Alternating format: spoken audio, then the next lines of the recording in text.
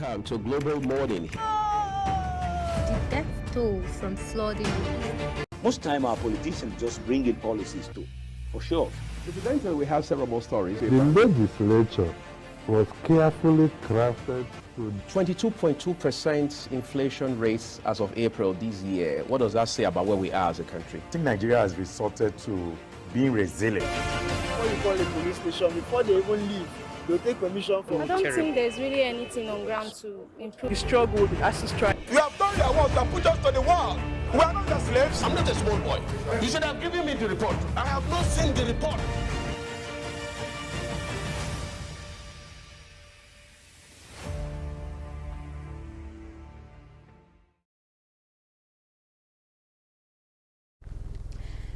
Hello and welcome to Global Morning here in the nation's capital, Abuja. I am Queen Agaba, and of course on Global Morning, we bring you highlights of the newspaper, topical issues, and we bring your way updates on entertainment, sports, and breakfast ideas on taste and texture. And of course, I do not do this alone. I am Queen Agaba, and my colleague Michael Edikan is in the studio with me. Good morning, Mike. Good morning, Queen. Your composure and steez happens to be very so strong.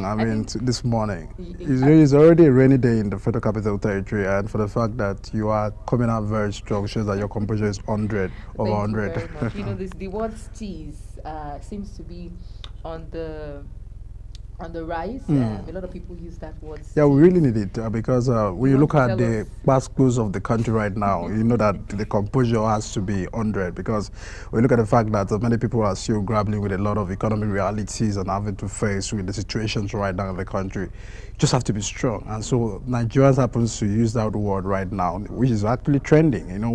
When something comes up, it trends and all of that. So it's showing that, you are still strong enough to survive in the midst of whatever you're going through, that you are still 100. So good times, bad times, composure has to be 100 as this. So in essence, steez means your composure. Yeah, absolutely. I don't think that word is in the dictionary, but yeah, Nigerians have always been discovering words every year. So, this one is always, it's coming in line with whatever we've always been having in the country, because it's something just to cool Nigerians off, something just to lighten up everybody's, sometimes they give that comment to you just to make you happy and smile. So it's a kind of compliment, I think, right there. Thank you for the compliment. So it's safe to say that my professional steez. Yeah, it's 100. Thank you. So we'll just take a quick break now, and when we return, we would look at what Fatime has put together for us on taste and texture. Please stay with us.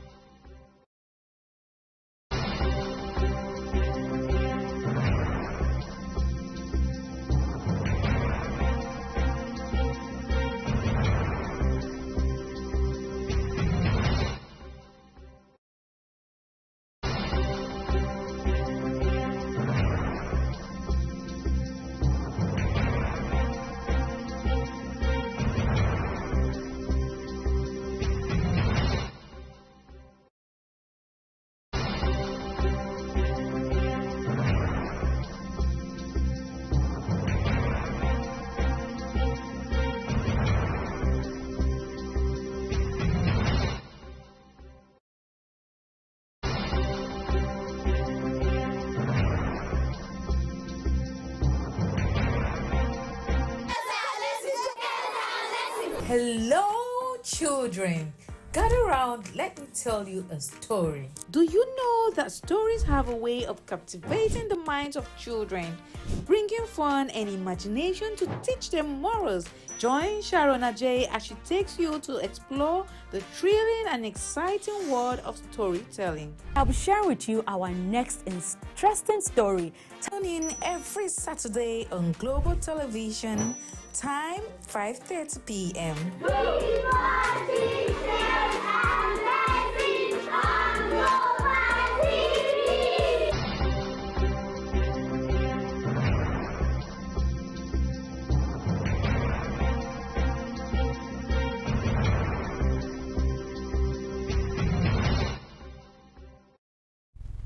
Many thanks for staying with us on the program.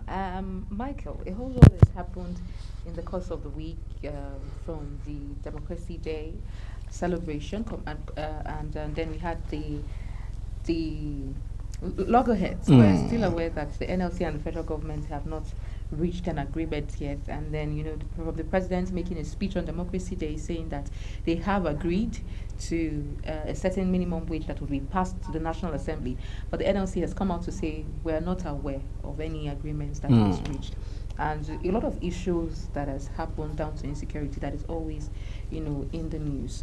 What are your highlights? What are the topics that you think you want to talk about? Yeah, things are falling apart right now in the country, and the center seems not to be able to hold everything.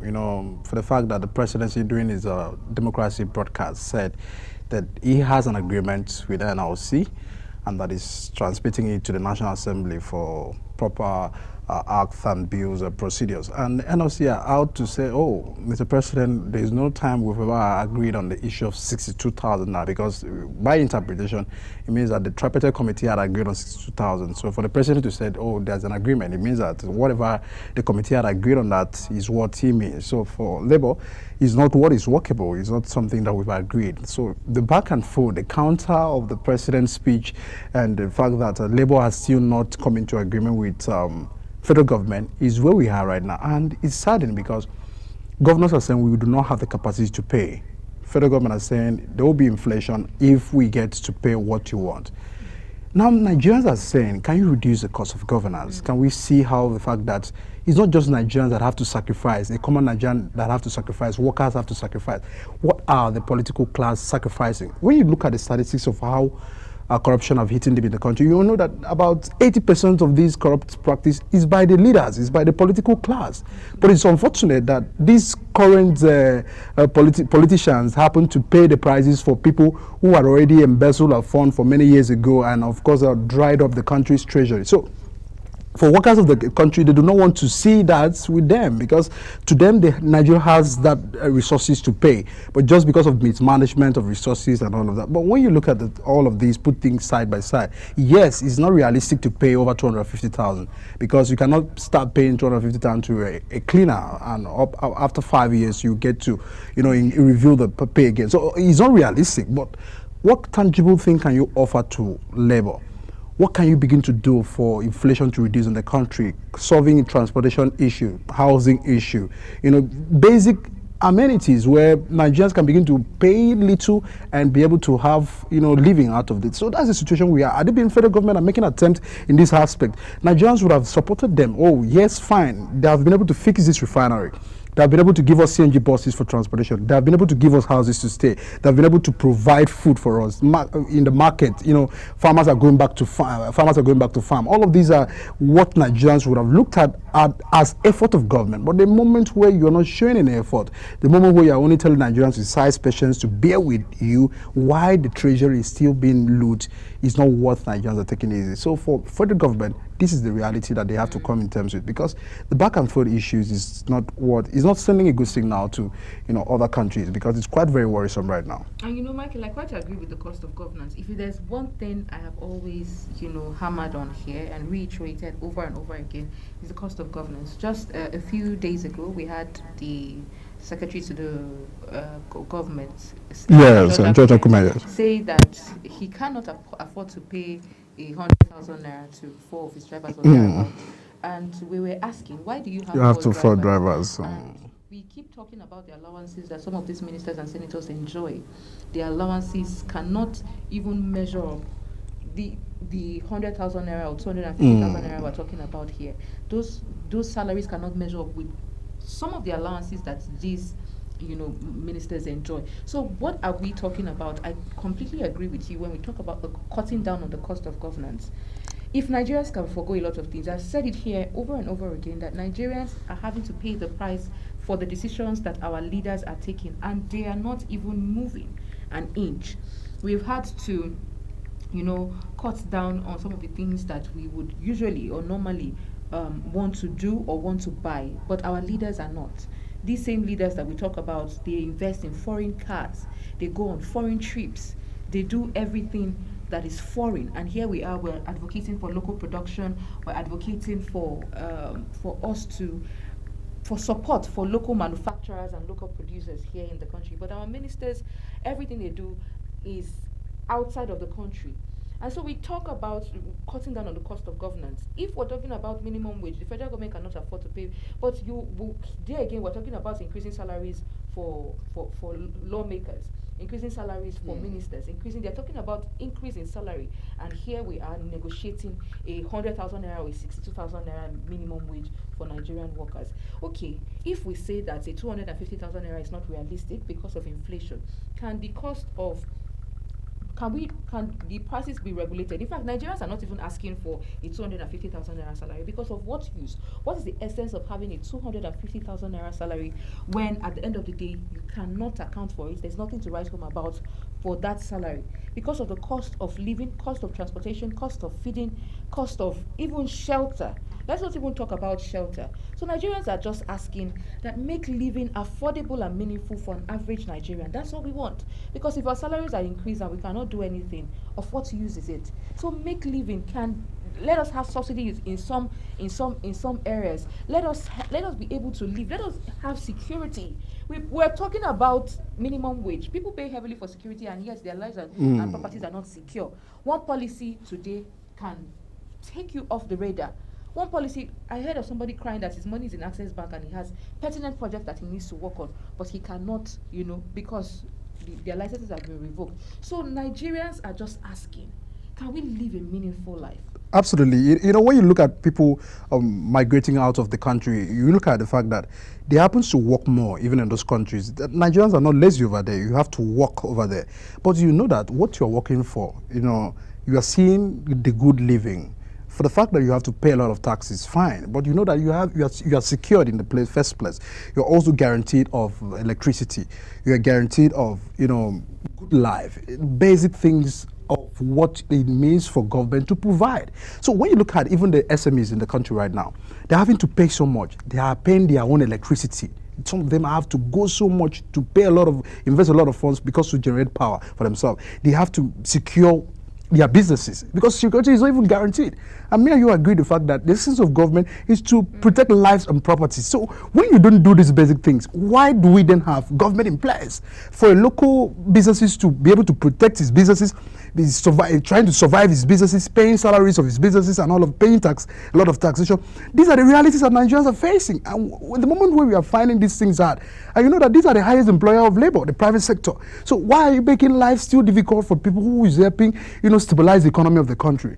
These are the basic things that government have to show. Until when they do these things, until when they are able to address all of these factors, there's no way we can go out of the current situation we are, because life is quite very hard for both the living and even the non-living in the country. I don't know. The rich, let's say the rich and the poor, because the policies too are not favorable to the rich. The rich also cry. So the rich is crying. In fact, the policies that are in place now it affects literally everyone. Somebody said even the dead doesn't have peace, even in the country. Quite a lot of hard situations right there. But I know that the president had promised Nigerians, as always, that he's gonna take bold steps in addressing all of these. We just want to see the capacity of the president this time to tackle all of these issues. When you look at corruption, it's still first note. For the fact that even Peter Obi said recently that for EFCC to be going after those who are spraying money, those who are cross-dressing and all of that, is the less priorities of EFCC. For them, it is for them to tackle the politicians, to tackle those who are looting the resources of this country out. Because for us to be able to get out of all of this situation, these are what the government institutions have to start paying attention to. Queen, are you not even bothered for the fact that, EFCC and have forgotten the issues of Yaya Bello and other corrupt cases, but you see them going after. Recently, they went to Osun State, to arrest some of those people who were partying and all of that, spraying money and all of that. It is the less priorities of EFCC. They have governors who have cases with them, but we've not seen people going behind bars, because that's what Nigerians just want to see. At the moment where all of these things are not being done, it seems it's just an academic exercise or just a show of getting to arrest or try to threaten to arrest and all of that. it is sad that institutions of the government are not leading the way out of even all the situation. We're still finding corruption cases among governors, senators, and ministers. I completely agree, especially now that we're talking about cost of governance, talking about having to ensure that there's the free flow of remuneration, for people. And then we have governors who have been alleged to have stolen billions of naira, have been involved in fraudulent activities, fraudulent transactions, and their cases are being stalled or annulled, and you're going after things that are less relevant. For the most, when we were in elementary school, we were told scale of preference, we were told and taught about priorities. So what's the priority of the EFCC at this point in time? Nigeria is in dire needs. We need to recover those funds so that they can be put into critical sectors that would help us, so that will help alleviate the sufferings that Nigerians are facing right now. Why is the case? First of all, from the onset, we saw how, the governor of Kogi State, Yaya Bello, the former governor of Kogi State, he avoided the EFCC and was whisked away right there in front of his compound. He was taken out and he could not, with police escorts as well. So we begin to wonder, from the onset, it already looks like the EFCC has been compromised to an extent of some sort, or they are not independent, So the question that we're posing is very relevant, it's very ideal. What is the priority of the EFCC? Why are you traveling to Osun State where we have critical issues presently that are pertinent and are important? Because these people, you're going after people when the leaders, these are the people that are at the forefront of it all. These are, when you 80 billion and all of that. When you appoint leaders, the people that are following that leader, the people is a reflection of the leadership of a country or a place. And so if you don't tackle it from the top, from the leadership level, there's nothing or little that can be done about the followership level.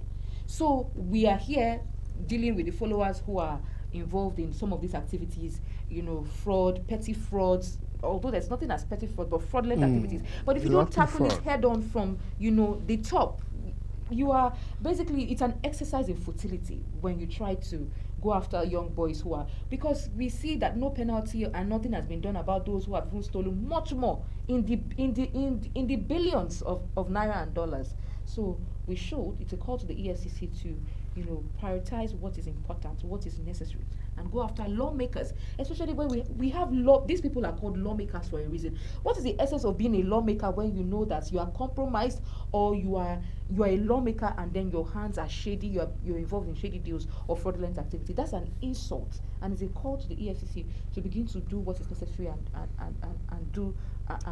fix their priorities. Fixing of priorities is, of course, the must for EFCC and other government institutions. Away from the EFCC, other government institutions know that it is their role to rescue the situation we are. Agencies of government, it is time that you start doing your job. It's time you start paying attention to your core mandates of why you were established for the first place, because we don't know how we can have institutions of government. At the end of the day, things are still falling apart in the country. Everybody's arm must be on deck, because we have to drive out the situation we have right now. It is, even the orientation agency have to know that they have a lot of role to play, because many Nigerians do not believe in institutions of government. They do not even believe in the existence of government again. So you have to start amplifying the messages of what government are doing, what the intentions of government, showing by example that leaders are also, getting to do their best on their part. Without all of these, we'll keep on, be at the level we are right now. It's 25 years of democracy. To some persons, they are not even happy about it, because even said freedom. Are we really free? Are we economically free? Are we socially free? Are we politically free? Are we free in all indices of what it means for democracy, a practice that is being practiced in other climate and other developed countries? And so when you come down to Nigeria, we're finding that freedom is just for the few. Freedom is for the elite. Freedom is for the rich. Freedom is for some certain class of people. It is not the picture of democracy. Dividends of democracy, good intentions of democracy, the tenets of democracy must be upheld and practiced in all extents, where everybody can feel justice, everybody can have freedom in all aspects of life. This is what we are advocating for, and it starts from the government themselves, because they are the pioneers of the democracy. They are the ones operating the executive, the judiciary, the legislative. They have a role to play for us to be able to get out of these. Followers are only watching to see what you can behind you. Without paying attention to all of these things, it means that the followers will also get to lead themselves into some of the social vices we are actually getting to struggle and grapple with right now in the country. But then we will get to know what effort government are doing, because we'll still keep it on track to know so far President Tinubu's administration, 1 year gone, and now I'm talking of another year to go to complete his first 4 years. I'm not a prophet to get to know if it happens to be another 4 years. I may be adding to that, because recently even Peter Obi had argued that what Tinubu had promised Nigerians is what he's doing. He said that he told Nigerians, he promised Nigerians that he will continue from where President Muhammadu Buhari stopped. So that's what Tinubu had promised Nigerians. So for him, he's continuing from where the former president had stopped. As laughable as that may be, because we can understand that the last administration wasn't doing the right thing, wasn't in the right path. For the fact that we are still finding the former CBN governor still running around with our phone. When you look at the report coming out from the courts, the proceedings of the court, the embezzlement, a lot of some wrongdoings of CBN under MFLA, you could understand that we were actually at the very apex of crashing out, because the moment where all of these funds were printed wrongly and taken out of this country, changed to dollars, and shared among the politicians and embezzled among everybody that were quite involved, that Nigeria's economy wouldn't have survived where we are right now. But for President Tinubu, he said he's rescuing the economy, that we must exercise patience. But we are still finding it hard to believe, because some politicians are still living their life above the average of where they would have actually lived on to. And these are what Nigerians just want to see, that transparency is being upheld and good communication between the federal government and the people is being transmitted, so that everybody can actually be at the same decks. But let's get to see what Fatimi had for us on the text and text show this morning. And after which we'll bring you the global EM news. Please stay with us. You will love this savory, fluffy and soft moi moi for breakfast, lunch or dinner. It's a simple comfort food classic. Hello and welcome to another episode of Taste and Texture. I'm Fatimi Aboma. Today we'll be making one of the finest and well-known food staple, moi moi and pap. Moi moi is a steamed or boiled bean pudding made from a mixture of washed and peeled beans and onions, fresh red pepper, spices, and often fish, eggs, or crayfish. It's a protein-rich Yoruba food that is commonly eaten across Yoruba land and close regions in West Africa. Pap, which is a corn pudding, is one of the weaning meals introduced to babies in Nigeria. It is quite popular and generally known in all parts of the country. The Igbos call it akamu, the Yorubas call it ogi, and the Hausas call it koko. It sounds delicious, I know. And now to the ingredients. Beans, fresh chilies, sambo, onions, crayfish, vegetable oil, seasoning cubes and salt, eggs, which is optional, or any delicious ingredients that tickles your taste buds, diced meat, kidney or liver, or anything you can afford. But for me, it's eggs. Delicious are the sounds. Join me while I make it. And now let's make it. To make this mouth-watering delicacy, wash and remove the shaft of the beans. Wash thoroughly. Add your pepper, onion, ginger, crayfish, and blend together until it forms a smooth paste. Add vegetable oil, salt, and seasoning cubes to taste, and add all those ingredients that tickle your taste buds to it. But for me, I'm using eggs. Mix to combine all ingredients together. Tie in a polythene nylon. Double the polythene nylon. You can use a tin or banana leaves, depending on how you want yours. Drop your cooked eggs inside before tying the polythene nylon. Put it in the pots of boiling water, cover and cook until it's done. You can open one to check if it's cooked. Your moi moi is ready. Enjoy with pap, custard, or even gari. Aromatic and scrumptious. I love to have mine with gari. What a delightful meal that's going to leave you swept off your feet. And now let's make our pap.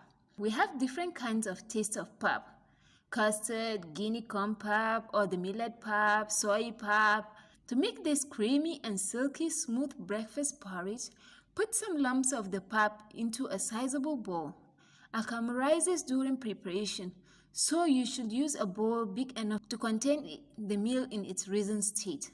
Use a spoon to crush the lumps of pap into smaller pieces. Add cool water in small quantities and mix till you have a medium consistency with no lumps. Put a kettle of water or pot of water to boil. Make sure the water is enough. It is better to boil too much water than not have enough water when making your pap. Once the water boils, pour it slowly but steadily in a circular motion into the bowl of pap and stir at the same time. Pouring the hot water slowly and stirring at the same time is very important because this prevents lumps. Once you see the mixture setting, stop stirring and reduce the flow of water you're pouring till your pap has completely set. Set the kettle aside and stir your pap very well. If it's too thick for you, you can add more water, but be careful, else it will become watery. Add your sugar and milk to your taste and enjoy your pap and moi moi. Inviting, huh? It tastes so heavenly and delicious. That's all for now. See you same time next time for another scrumptious episode on Taste and Texture.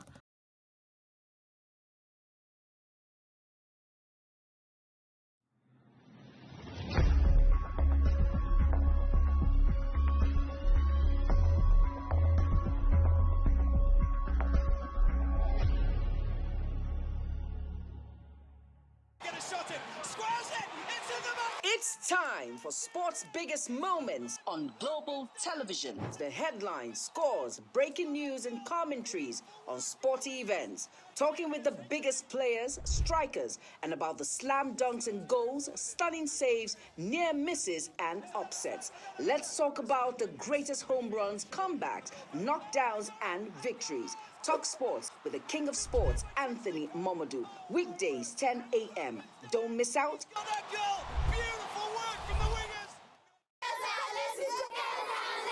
Hello, children.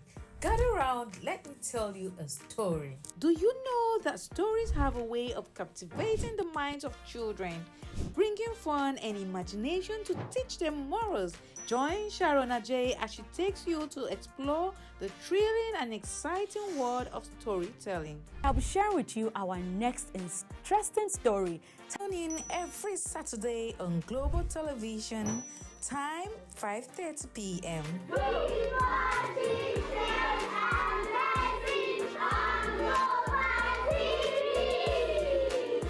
Is the desk on Global Television? Nigeria. Come join Anthony Momadou on television's most compelling and facts-finding talk live show.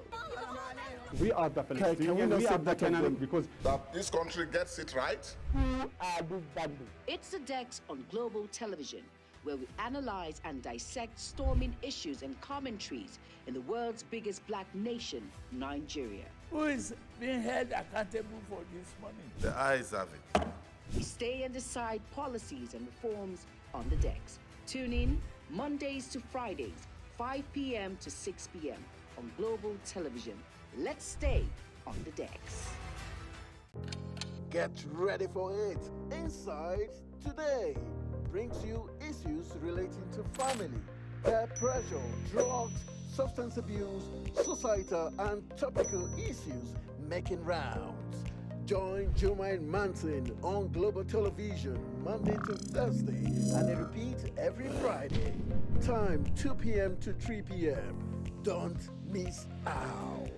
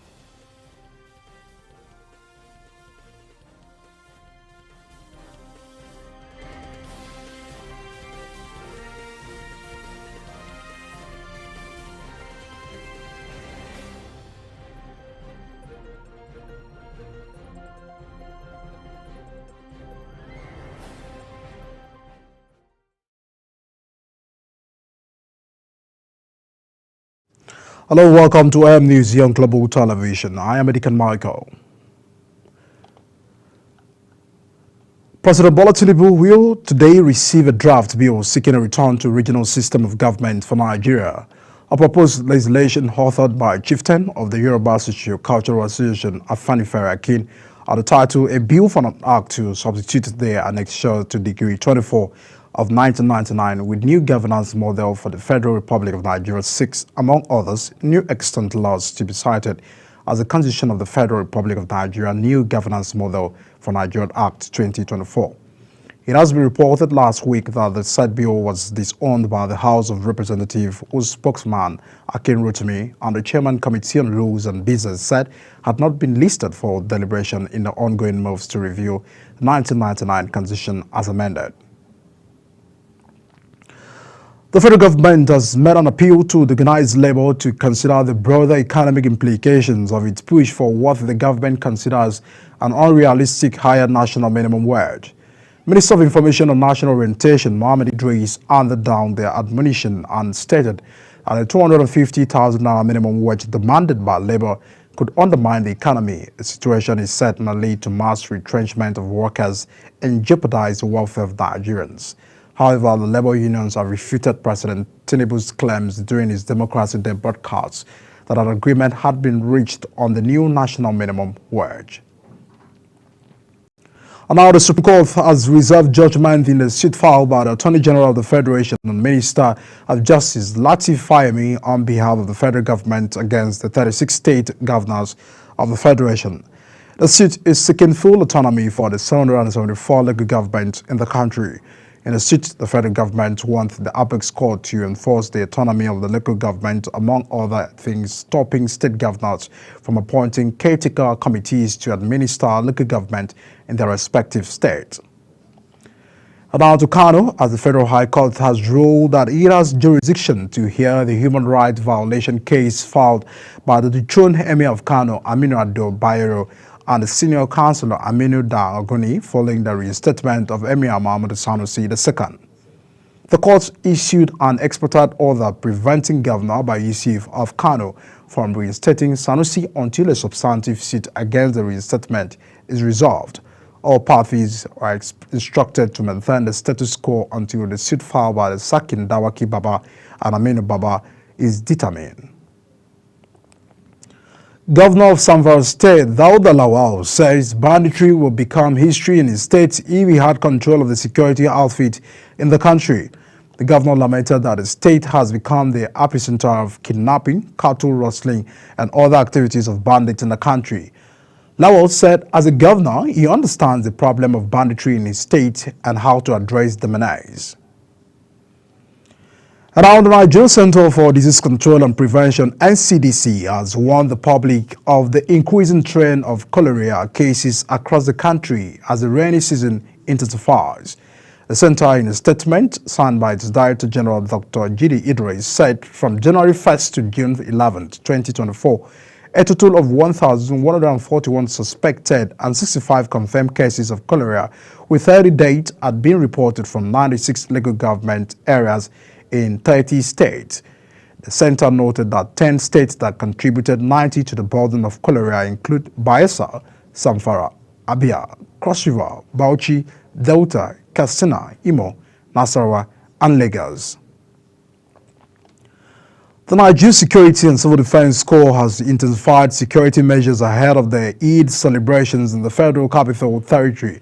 The Commandant of the Corps, Dr. Lusola Adamosiu, announced the deployment of 5,112 personnel across the state to safeguard residents and visitors during the festive period. The deployment spans all 6 area councils, the city center, and other crucial locations vulnerable to criminal activities. And now still in that city, as the Federal Capital Territory Command of the Nigerian Police has paraded a notorious kidnapper who has been on its wanted list alongside 13 suspects involving kidnapping, gun running, car theft, and other heinous crimes in Abuja. The command's Commissioner Bennett Igwe says the arrest was made based on credible intelligence gathering. Kikole Mokere has more to tell. According to the Commissioner of Police, Bennett Igwe, the arrest was made by National Intelligence Agency (NIA) police operative of the command who trailed and apprehended Salam, Zacchaeus and Ademola Razak in Kado Kuchi. He says the notorious suspects are members of a four-man gang terrorizing Abuja and its environs. The Jama that is on the right-hand side, my right-hand side, the one that has bag, that one is a Jama, is a network Jama. If I put it on now, no network will work here.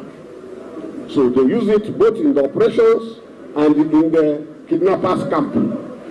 Once they have solar, where they socket it, I will show you. When they have solar, they socket it, the Jama will be on. So no authority can track them because of the Jama. They use it in camp, they use it in their operation. Some of the suspects attest to the crimes which they have been alleged to have committed. Okay, I don't have any comments. No way. You don't have any comments? No, I have any comments. Never get anything. So now because of your heart problem now you used to enter this business, have you? You just connected me in. I never did it for the first time. So you've been new recruit? Yes, this one now are the tests I'm supposed to run at this hospital. I was in the hospital on 4th at Regalada. The FCT command reiterated the commitment of the command to continue to work with FCT residents to fight all forms of crimes in the Federal Capital Territory. Kike Lomo Okeri, Global Television News. In the meantime, Kano State Police Command has banned Dubai activities during the forthcoming Eid celebrations in the state.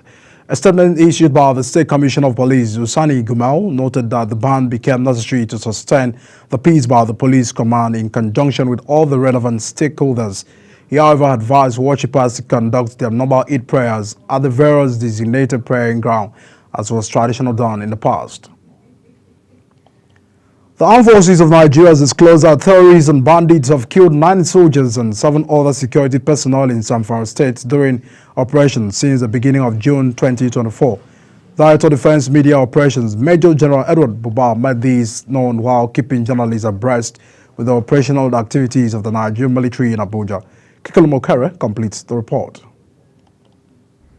The Director of Defense Media Operations, who expressed sadness over the security personnel, says they were killed in the fight against the menace of kidnapping and banditry in Zamfara State. He noted that the military is conducting several operations to eliminate the terrorists in Zamfara State, whom Governor has acknowledged to be the epicenter of banditry in the northwest. Indeed, I would say winning the war without the support of the governor is even more impossible. It must be noted that despite the state being the epicenter of kidnapping, according to his words, the state has no internal security platform for security forces to coordinate operations. During the week under review, the director says troops neutralized 197 and arrested 310 persons. Troops also arrested 22 perpetrators of oil theft and rescued 251 kidnapped hostages. 28,360 liters of stolen crude oil, 143,450 liters of illegally refined AGO, and 1,100 liters of DPK and over 18,000 liters of PNs in the course of the week. The Military High Command reiterated its commitment to continue to work tirelessly to restore safety and security across the nation. Kike Lomo Okeri, Global Television News. You're watching AM News here on Global Television. We're on Star Time channel 276. Kindly follow us on all social media platforms using @Global TV NG and other handles now showing the screen. When AM News return, United States President Biden and Ukraine President Zelensky to hold talks at G7 summit. These and other top stories coming right after this break. Do stay with us.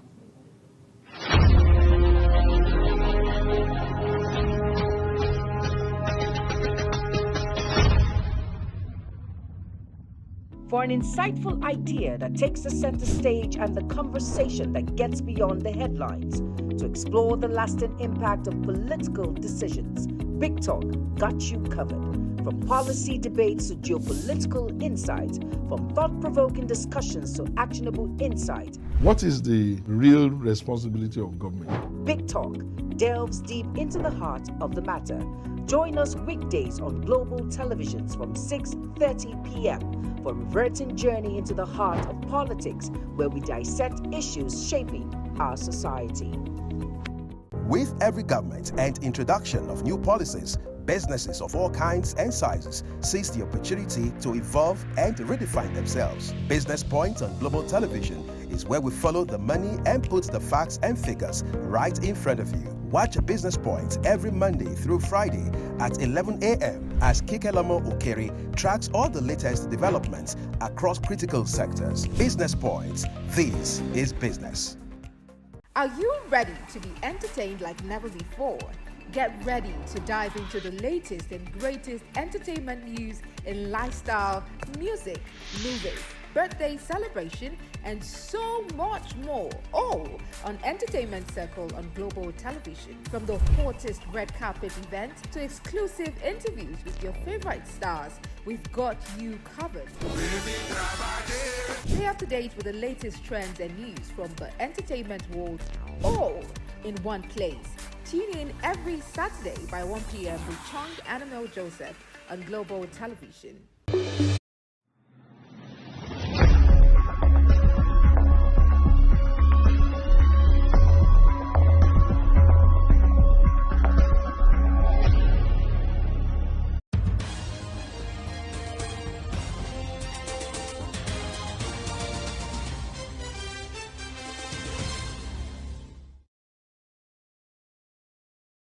Welcome back. And now to foreign scene. United States President Joe Biden and Ukrainian President Zelensky will be at the G7 summit in Italy and are expected to hold the press conference later today. Top of the agenda is a U.S. proposal to raise $50 billion a year for Ukraine by using frozen Russian assets. It is hoped that if passed, the plan will give cash-starved and war-weary Ukraine another vital lifeline. Still on foreign scene, the European Union's top court has fined Hungary 200 million euros, an equivalent of $216 million, and imposed a daily €1 million penalty for failing to follow the bloc's asylum laws and illegally deporting migrants. The European Court of Justice said the fine and penalty are because authorities in the both states are deliberately evading compliance with the European Union laws, despite a 2020 ruling that it must uphold international procedures for asylum seekers. The United States Supreme Court has rejected a bid to restrict an abortion pill widely used in the United States to terminate pregnancies. The court, in an unanimous opinion, said the anti-abortion groups and physicians challenging the medication at the Mifestones lacked the legal standing to bring the case. The case was the first significant abortion case held by the conservative-dominated Supreme Court since it overturned the previously long-held constitutional right to abortion 2 years ago. Ukraine's President Zelensky says he expects important decisions to be made at the G7 summit of leaders from 7 of the world's richest nations.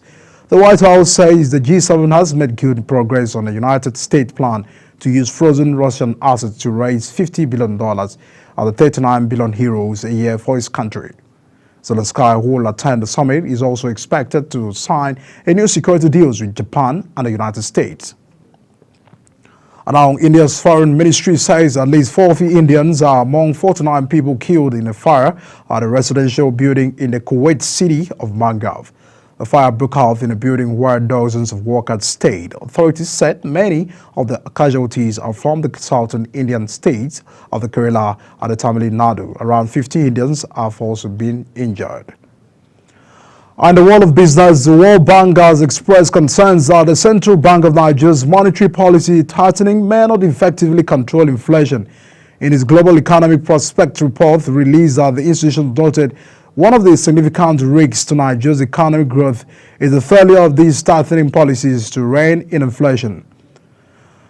And now the federal government of Nigeria is pursuing a $500 million loan from the World Bank aimed at development of rural roads and agricultural marketing, according to final draft of the resettlement policy framework from the Nigeria Rural Assets and Agricultural Marketing Project scaled up by the Federal Ministry of Agriculture and Rural Development. This fund is expected to address the dire need for better connectivity in rural Nigeria, where 92 million people currently lack access to good roads. As part of efforts to monetize Nigeria's vast natural gas resources, the Nigerian National Petroleum Company Limited has executed a project development agreement with the Gola LNG for the deployment of floating liquefied natural gas offshore in the Niger Delta region. A statement by the company's spokesman, Olufemi Ologeseye, said the agreement was another major milestone achievement towards ensuring gas commercialization through the deployment of an LNG facility in Nigeria, in line with President Bola Tinubu's resolve to rapidly commercialize Nigeria's gas asset for the economic prosperity of the nation. And countries on the continent of Africa have been urged to take advantage of many inherent in the African Continental Free Trade Agreement protocols to boost their economies and leapfrog food security in the sub-Saharan region. This is coming on the heels of revelation that Africa currently has the lowest inter-regional trade across the world, which represent only 13% of the continent's global trade compared to Asia's 60%. Weeks after the federal government approved a social purpose vehicle to support the delivery of an additional 90,000 kilometers of fiber optic cable, it has begun talks with the World Bank. Minister of Communications and Digital Economy, Bosun Tijan, made a disclosure while announcing the kick-off of Nigeria Week in Washington, in the United States. The project aims to increase Nigeria's fiber optic cable capacity from 35,000 kilometers to 125,000 kilometers, making it Africa's third longest terrestrial fiber optic backbone behind South Africa and Egypt. And our report by the Organization of Petroleum Exporting Countries, OPEC, says Nigeria's daily oil production has dipped further to 1.25 million barrels per day in May. This is despite the claim by the federal government and the Nigerian National Petroleum Company Limited that the country's oil production has risen to 1.7 barrels per day. OPEC data show that Nigeria lost 30,000 barrels per day as crude production dropped from 1.28 million barrels per day in April to 1.25 million barrels per day in the month of May.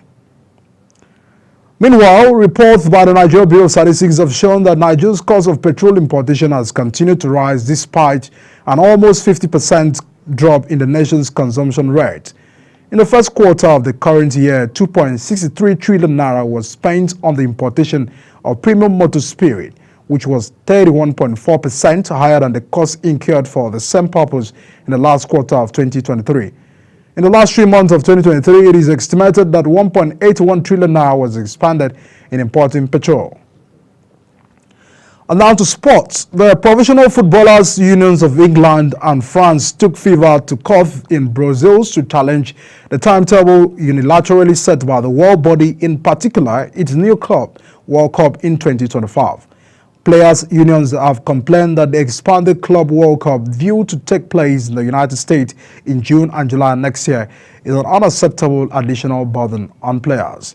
The organizations believe that these decisions violate the right of players and their unions under the European Union Charter of Fundamental Rights, while also potentially violating European Union competition law. A Malaysian international badly hurt in an acid attack in May broke down in tears as he pledged to return to football in a month or two. Winger Faisal Alim suffered 4-degree burns on his neck, shoulder, hands and chest in the attack at the shopping center outside Kuala. On May 5th, the popular 26-year-old spent 3 weeks in the hospitals and had multiple surgeries for the burns to his skin. And our Roma have made Samuel the Mordian their priority to replace the Romakulus Lukaku ahead of next season.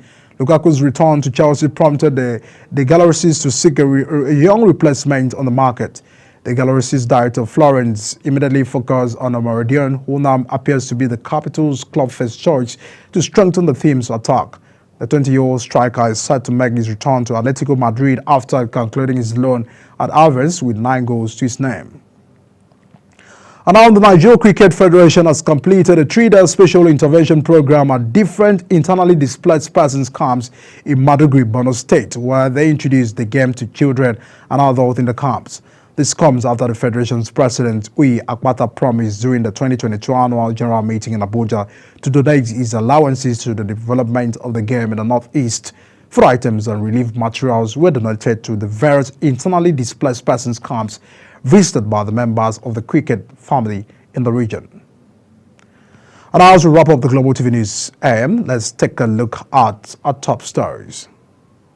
President Tinubu to get bill proposing return to regional governments today. The federal government has warned of mass sacking as Labour disowns agreement. The World Bank has expressed doubt over Central Bank of Nigeria's ability to curb inflation through rate hikes. And the Foreign European Union has fined Hungary 200 million euros for breaching asylum laws. And the sports Roma have said it is ready to pay Atletico's 35 million euros demand from Almoridian. And that's a package on M News coming to you live from Nigeria's capital Abuja on Star Times Channel 276. Kindly follow us on all social media platforms using @Global TV NG and other handles now showing the screen. I am Edika Michael. Many thanks for watching. See you shortly.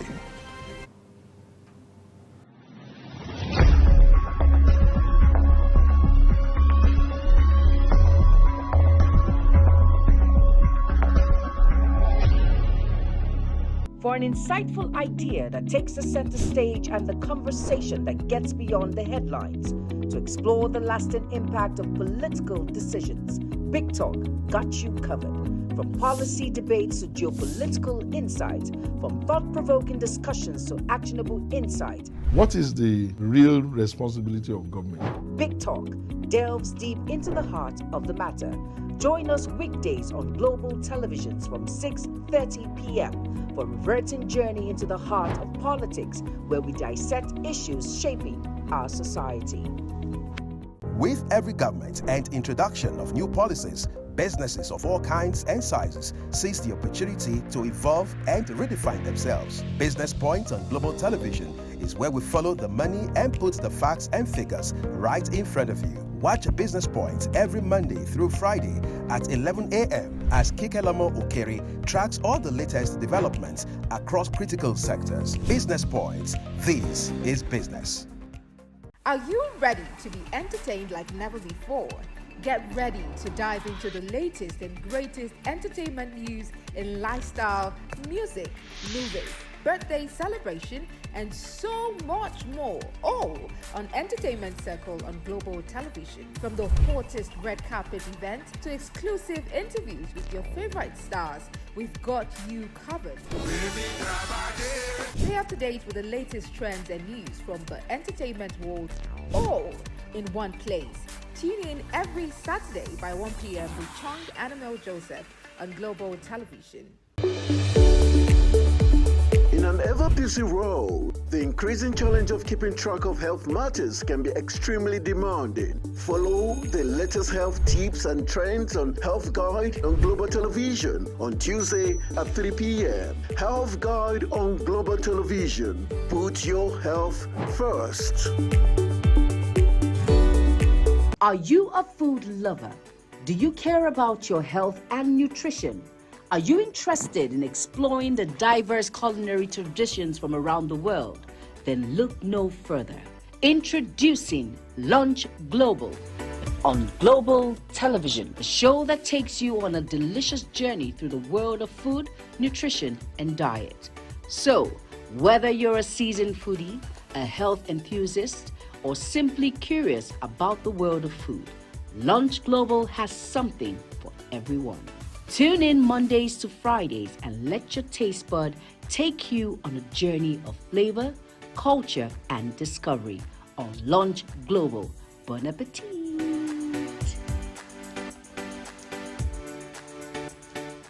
Time check. It's midday. Then it's Midday Discourse. Midday Discourse is a program that covers trending local and international news, current issues, and human-related topics. Join Samuel Odi weekdays 1 p.m. on Global Television. The discussion starts here.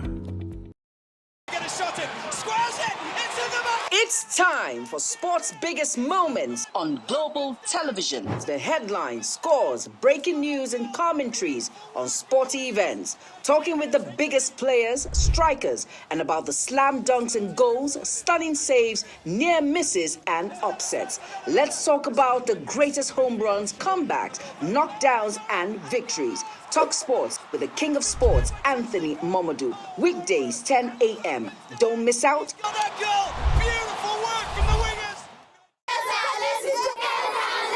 Hello, children. Gather around, let me tell you a story. Do you know that stories have a way of captivating the minds of children, bringing fun and imagination to teach them morals? Join Sharon Ajay as she takes you to explore the thrilling and exciting world of storytelling. I'll be sharing with you our next interesting story. Tune in every Saturday on Global Television, time 5:30 p.m.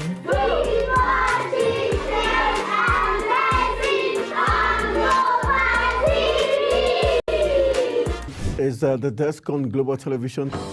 Nigeria. Come join Anthony Momadou on television's most compelling and facts-finding talk live show. We are the Palestinians. We are the Canaan because that this country gets it right. Who are these bandits? It's the Dex on Global Television, where we analyze and dissect storming issues and commentaries in the world's biggest black nation, Nigeria. Who is being held accountable for this money? The eyes have it. We stay and decide policies and reforms on the Dex. Tune in Mondays to Fridays, 5 p.m. to 6 p.m. on Global Television. Let's stay on the Dex. Get ready for it. Inside Today brings you issues relating to family, peer pressure, drugs, substance abuse, societal and topical issues making rounds. Join Jumaine Manson on Global Television Monday to Thursday and they repeat every Friday. Time 2 p.m. to 3 p.m. Don't miss out.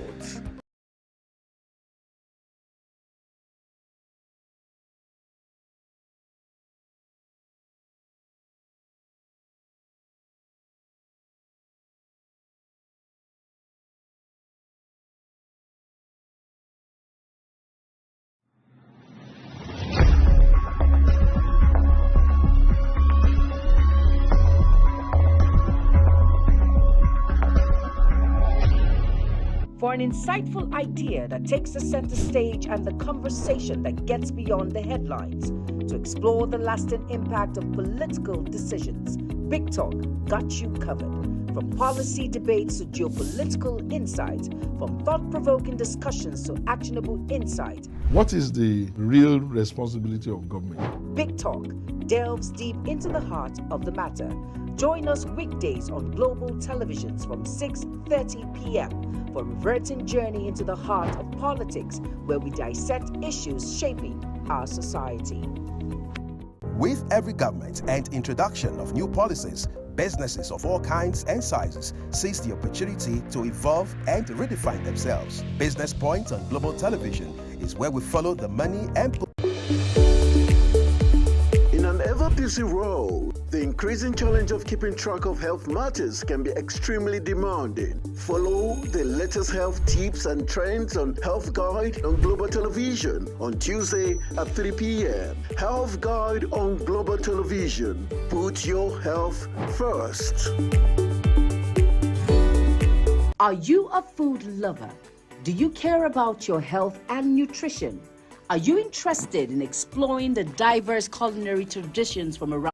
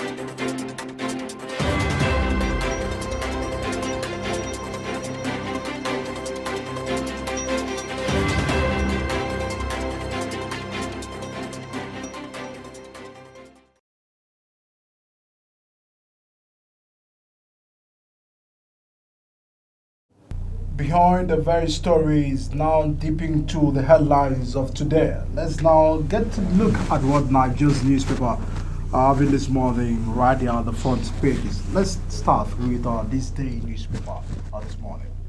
This day, big story on This Day newspaper. World Banks approve $2.25 billion for Nigeria to stabilize economy. To raise non-oil revenues, support vulnerable groups, urges federal government to sustain the reform momentum and expand protection to the poor, says CBN's increasing interest rates appropriate to curb inflation. Edun declares funding will help implement macro-fiscal social protection policy reforms. Carry all theft, pipeline vandalism undermining gains of PIA. That is coming from Carry. And now the divestment NMPC withdraws case, halting ExxonMobil's $1.3 billion asset sale to Seplat. Sanwo-Olu, Lagos GDP up 50% in 5 years under my watch. Tibu Oberveri congratulates Okonjo-Iweala at 70. And now Democracy Day dialogue organized by Goodluck Jonathan Foundation. Beneath This Day newspaper, you have pictures of former President Goodluck Jonathan, presidential candidates of Labour Party Peter Obi, and other prominent Edo senior citizens right there at the picture of This Day newspaper. And that's much I'm taking right here on this day. What to Ukraine? Okay, our next point of call would be the Vanguard newspaper. Okay, let's get to focus on Vanguard newspaper more now before Queen takes on other papers. Hardship labor kicks as 20 states deny workers' wage award. Says it is height of insensitivity. 15 states comply with Tinubu's plans. 6 pays briefly. Workers' government wage rise, palliative in Lagos, Edo, Enugu, Osun, others. Then Rivers, Akwa Ibom wait for federal government official announcement. Delta set up committee, while still coming on the heels of issues of minimum wage and hardship in the country. In politics, Vanguard politics, Sanusi, how I want to be remembered as Emir of Kano. That is a reaction by Sanusi on the page 10 of the Vanguard newspaper. The state of the nation, there is hunger, new anthem, not priority, marking day, as coming from the governor of your state, page 13th of Vanguard newspaper. Local government autonomy, Supreme Court reserved judgment on federal government suit against 36 governors, page 9 of Vanguard newspaper. Minimum wage, we will pay what we can afford. Tinubu promises to send executive bill to NAS, says fall of Eagle Square is idabole for democracy. That's reaction of the president in the heels of the recent controversies about what happened at the Eagle Square and the fact that the minimum wage negotiation is still ongoing. You can see this story and read more for your understanding on page 9 of the Vanguard newspaper. Senate passes 25 legislations, 115 resolution in 1 year. Senate leader, page 9 of Vanguard newspaper, having a breakdown of the bills passed by the 10th National Assembly and Senate, respectively, and 115 resolution in 1 year in office. In sports, NFF moves to salvaging Super Eagles World Cup chances to reappoint a boss for Finidi. Page 30 of the Vanguard newspaper. Then that last but not the least, I'm going to take on the story. Soul Makers Ministry marks half day June 16. That's page 14 of the Vanguard newspaper. Now, our next point of call will be the Daily Independent, the front page of the Daily Independent newspaper. It says 30 die from 1,141 cases as disease spreads to 96 local governments and 30 states. Okay, and then we also have on the front page of the Daily Independent, we've seen a different aviation ministry in dilemma over naming substantive NCAA DG. And then we also have rowdy session Mars NAS probe of $4.451 billion. NLNG Project 7. World Cup, NFF to hire foreign technical advisor for Super Eagles. First.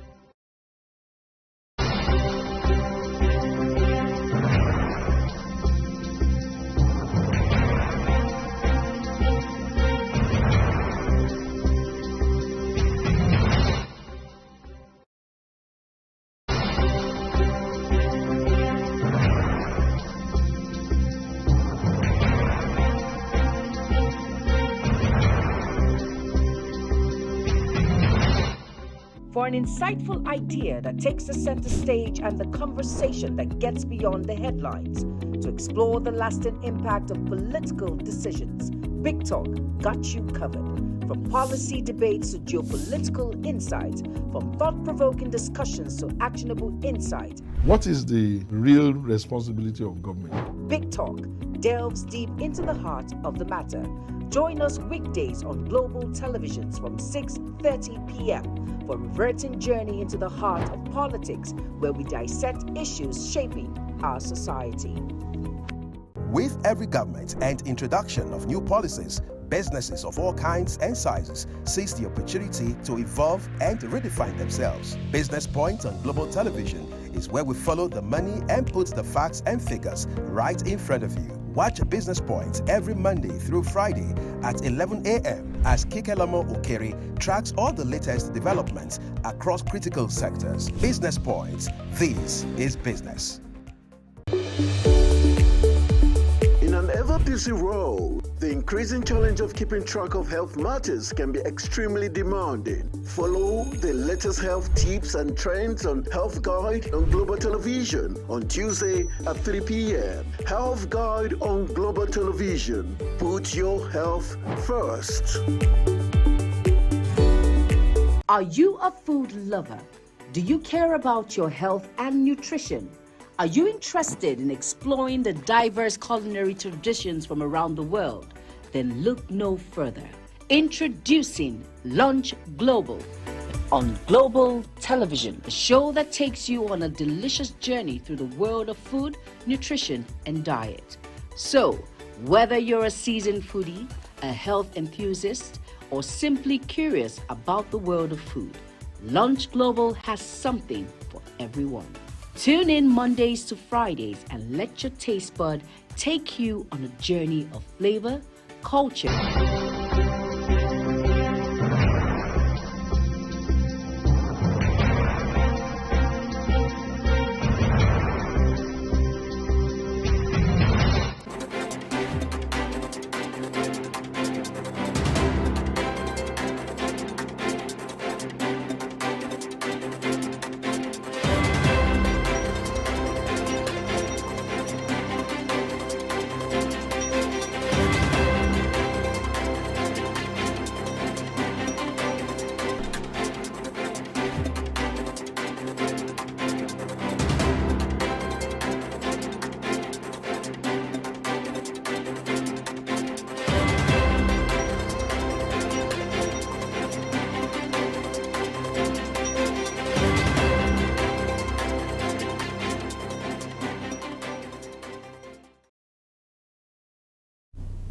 Many thanks for staying with us. We sincerely apologize for that break into transmission.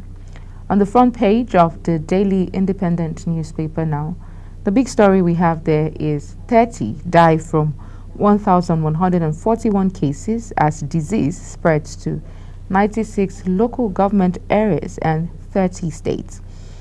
Rowdy session mars NAS probe of $4.451 billion NLNG Project 7. World Cup, NFF to hire foreign technical advisor for Super Eagles. And then we have cholera outbreak. That's where we have 30 die from 1,141 cases as disease spreads to 96 local government areas and 30 states. This is referring to cholera outbreak. First anniversary, Senate lists achievements. Passes 25 legislations, reaches 115 resolutions. PIA brace up for adjudication. CJN, NJI administrator tasked judges. EFCC counsels seek adjournment of Yaya Bello's case. Local foreign mafia tired sabotaging our $19 billion refinery, according to Dangote. Supreme Court reserves judgment on suits seeking local government autonomy. Emirship tussle, no Duba in Kanu during Eid el-Kabir, police declare. Aviation Ministry in dilemma over naming substantive NCAA DG. Suspended DG, NCAA in limbo. Najomo still in acting capacity. Keyamo will address gap, according to aid. And lastly, we have Tinubu names Yar'Adua's former advisor Tanimu Yakubu as DG Budget Office. Find that on page 6 of the Daily Independent, and that's all the story we have on the front page of the Daily Independent. Let's get to the Daily Sun newspaper this morning. Big story right there, the Daily Sun. Minimum wage fights. We won't go below 250,000 naira. NLC, TUC vow to put pressure on NAS over expected executive bill. Supreme Court reserved judgment in federal government suit seeking full local government autonomy. Page 26 of the Daily Sun newspaper. Nigeria records 65 confirmed cholera cases, 30 deaths in 2024. Get more story about these on page 26. Troops kill terrorist kingpin Buhari, Jadi others in Kaduna. Page 4 of the Daily Sun. Massive food adulteration going in marketplaces. FCCPC. Page 26 of the Daily Sun. alleged 80.2 billion naira fraud. Again, ex-governor Bello's arrangement stalls. Court fixes June 27 as sitting. Police chief inspector shoots magistrate in open court. Military arrests killers of 5 soldiers in Aba. 3 killed as farmers herders clash in Niger. Security operative take over town. Page 4 of Daily Sun newspaper.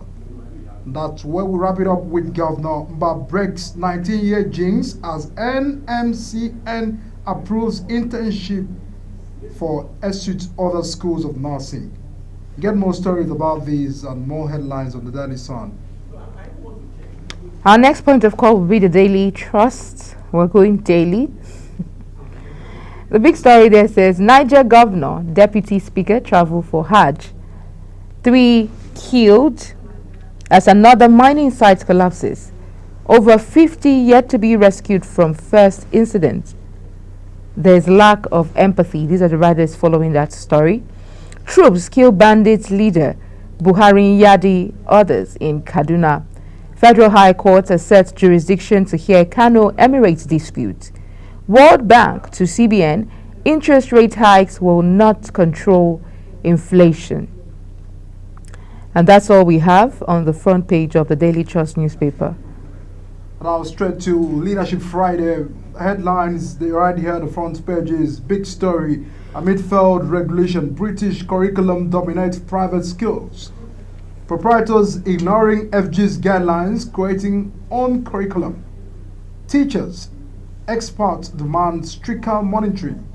Education ministries keep mum. Page 7 has that big story. Wike, Mr. Project making his mark in the nation's capital. Can get who reacted to this on page 17 of Leadership Friday. Local government autonomy, Supreme Court reserves judgment. Still cholera outbreak, 30 died, cases hit 1,141 in 30 states, 36 shows. Military to Lawal, support us to liberate Samfara. Minimum wage, we will pay what we can afford. Tinubu on page 7 of Leadership Friday. Over to you, Queen.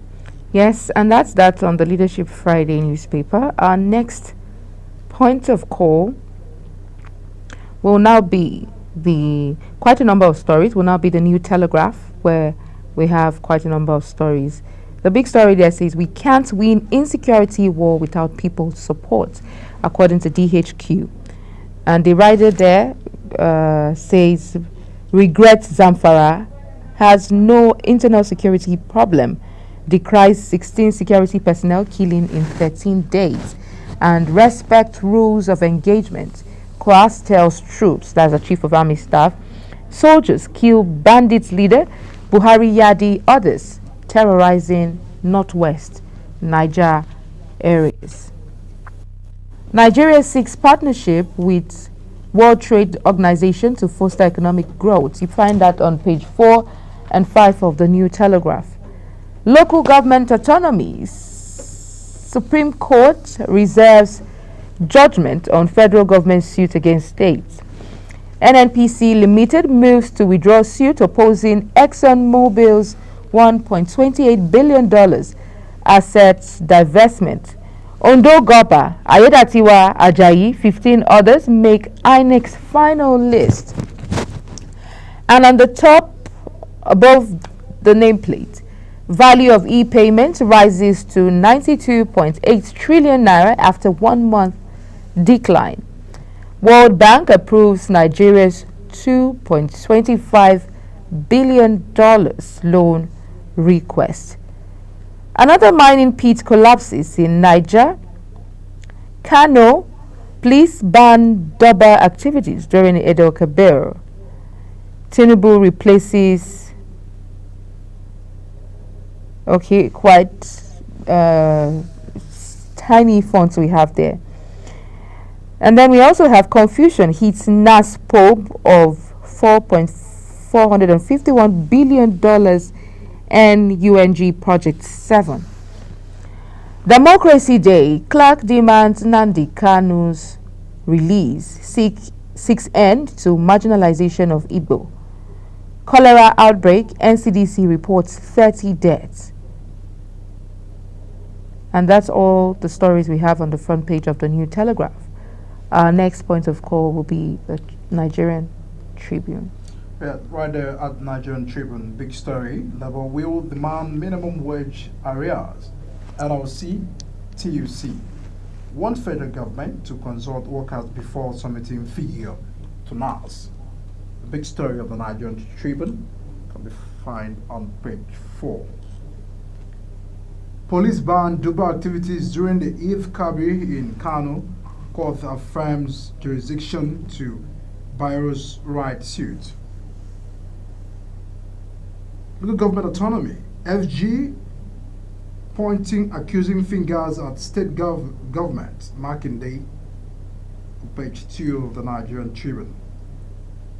Tinubu replaces Ben Akebweza with the Taminu Yakubu as DG Budget Office. Nigeria's inflation rate to hit 34.37%, says CAPE, Economic Research, right there at page 6 of the Nigerian Tribune. 400 level Delsu students fans kidnapped to extort 150 million naira worth Bitcoin from dad. Page 26 of the Nigerian Tribune. Troops arrest suspected killers of 5 soldiers in Aba. Page 27 of the Nigerian Tribune. Implement 2014 Confab report. Now, Clark tells Tinubu wants Igbo treated better. These can be seen on page 2 of the Nigerian Tribune. Olubadan Dixonet inspects new pallets. Page 2 of the Nigerian Tribune. And last story right here on the Nigerian Tribune, Supreme Court reserves judgment of FG's seat-seeking autonomy for local government. You can ask your vendor so as to get the paper to know more about headlines. Now, our next point of call would be the Daily Times. On the front page, big story, corrects injustice against Ndigbo, release Nnamdi Kanu, Clark to Tinubu. The writer there says, it's time to restructure Nigeria, implement 2014 National Conference report, berates killing of security agents by civilians. Tightening of monetary policy won't curb inflation, World Bank tells CBN. EFCC bungles arraignment of ex-governor Yaya Bello as court peaks June 27, new date. FG pledges to upgrade correctional centers, according to Interior Minister. Troops destroyed several IPOB and ESN camps, made several arrests, says GHQ. Supreme Court reserves judgments in federal government suits seeking autonomy for local government. And that's that about the front page of the Daily Times newspaper. Our next point of call will be The Guardian. The Guardian newspaper, big story, World Blood Donor Day. Risky black market booms as many shun voluntary donation. The quite pictorial evidences of blood donors are right there, showing the fact that some persons are not giving some voluntary donation of blood. Cholera, Nigeria records 30 deaths, 1,206 cases. Nigeria's 289 delegates, largest at ILO conference in Geneva. Expensive away games, poverty profit, performance, hobo demand for local league. Cost of ram soar as Muslim faithful prepare for Salah celebration. Clark, Clean re-echoes restructuring call after Democracy Day celebrations. Labour to demand minimum wage arrears as governors, employers meet Tinubu. Police ban Dubai and Kano over Emirship Tozo. And the last story taken on The Guardian this morning. Pastor begs life imprisonment for sexual assault in Ekiti State. Our next point of call will be The Nation newspaper. Big story, World Bank okays $2.25 billion support package for Tinubu's reforms. 774 councils can't afford to pay 62,000 naira wage, say chairman. Olakuleyin inspects ready for use Olubadan Palace. Fashola asks Assembly to review Lagos tenancy law.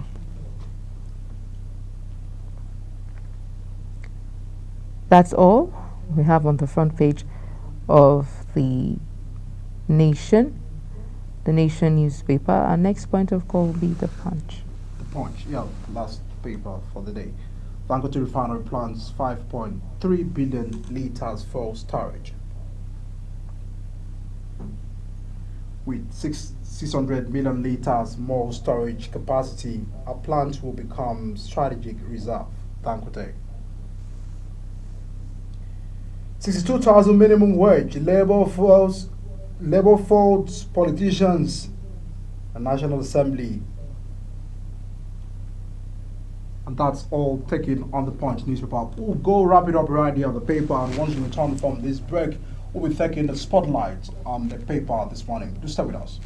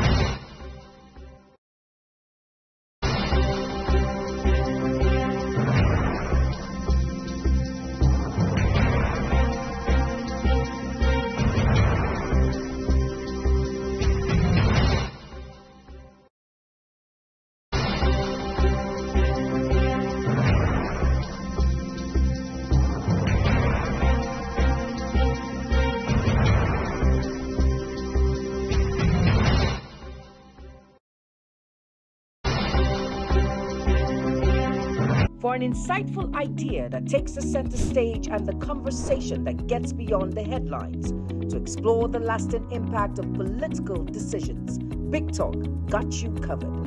From policy debates to geopolitical insights, from thought-provoking discussions to actionable insight. What is the real responsibility of government? Big Talk delves deep into the heart of the matter. Join us weekdays on Global Televisions from 6:30 p.m. for a reverting journey into the heart of politics, where we dissect issues shaping our society. With every government and introduction of new policies, businesses of all kinds and sizes seize the opportunity to evolve and redefine themselves. Business Point on Global Television is where we follow the money and put the facts and figures right in front of you. Watch Business Point every Monday through Friday at 11 a.m. as Kikelamo Okeri tracks all the latest developments across critical sectors. Business Point, this is business. In an ever-busy world, the increasing challenge of keeping track of health matters can be extremely demanding. Follow the latest health tips and trends on Health Guide on Global Television on Tuesday at 3 p.m. Health Guide on Global Television. Put your health first. Are you a food lover? Do you care about your health and nutrition? Are you interested in exploring the diverse culinary traditions from around the world? Then look no further. Introducing Lunch Global on Global Television, a show that takes you on a delicious journey through the world of food, nutrition, and diet. So, whether you're a seasoned foodie, a health enthusiast, or simply curious about the world of food, Lunch Global has something for everyone. Tune in Mondays to Fridays and let your taste bud take you on a journey of flavor, culture, and discovery on Lunch Global. Bon appetit!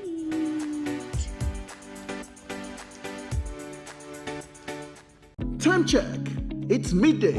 Then it's Midday Discourse. Midday Discourse is a program that covers trending local and international news, current issues, and human-related topics. Join Samuel Odi weekdays 1 p.m. on Global Television. The discussion starts here.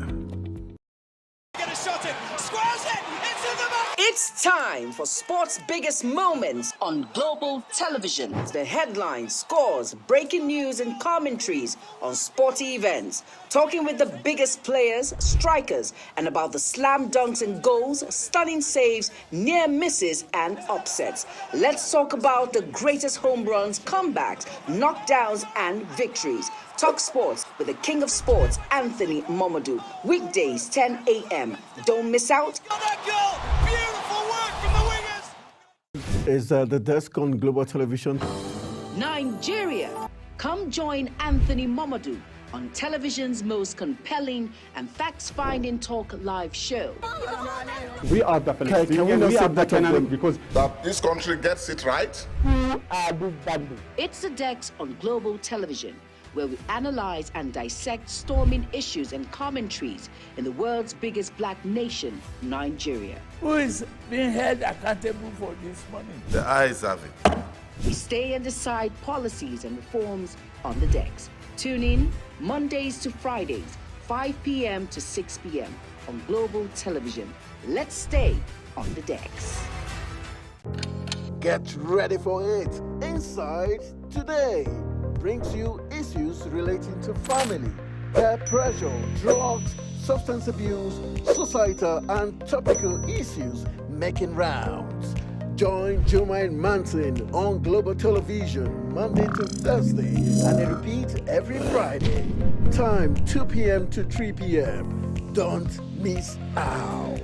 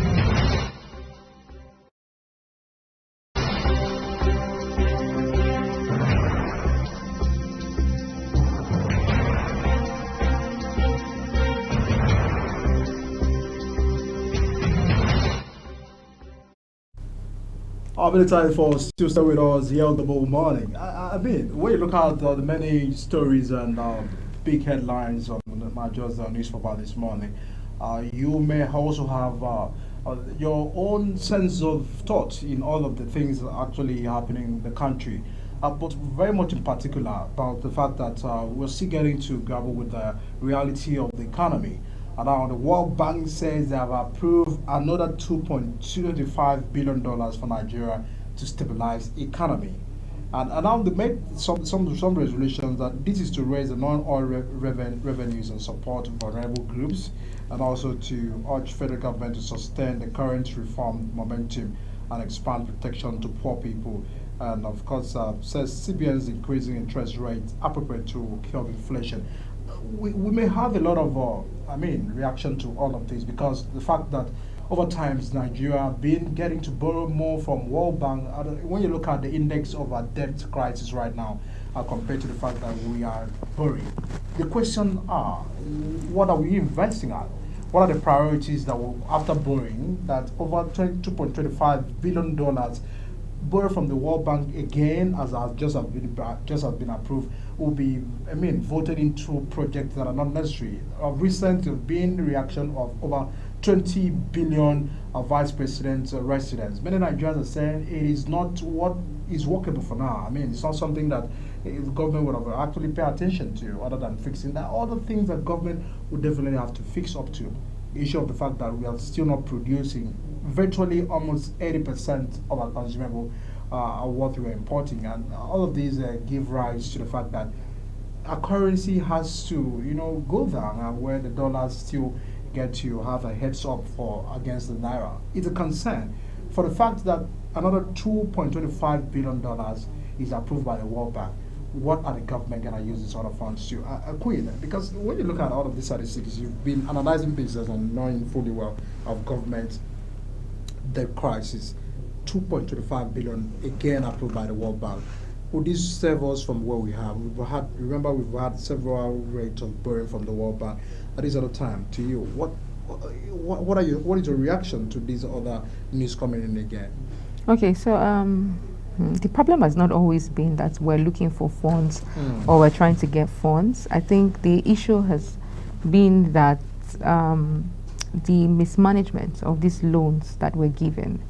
The World Bank is approving loans of this magnitude, but do we see to it that these monies are put into critical projects?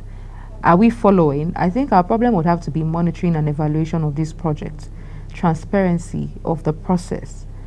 That has always been the challenge, even with allocations, budget allocations that are not borrowed. That has always been the challenge.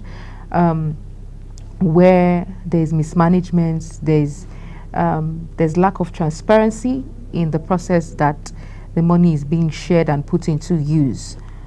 So this now should be worrisome.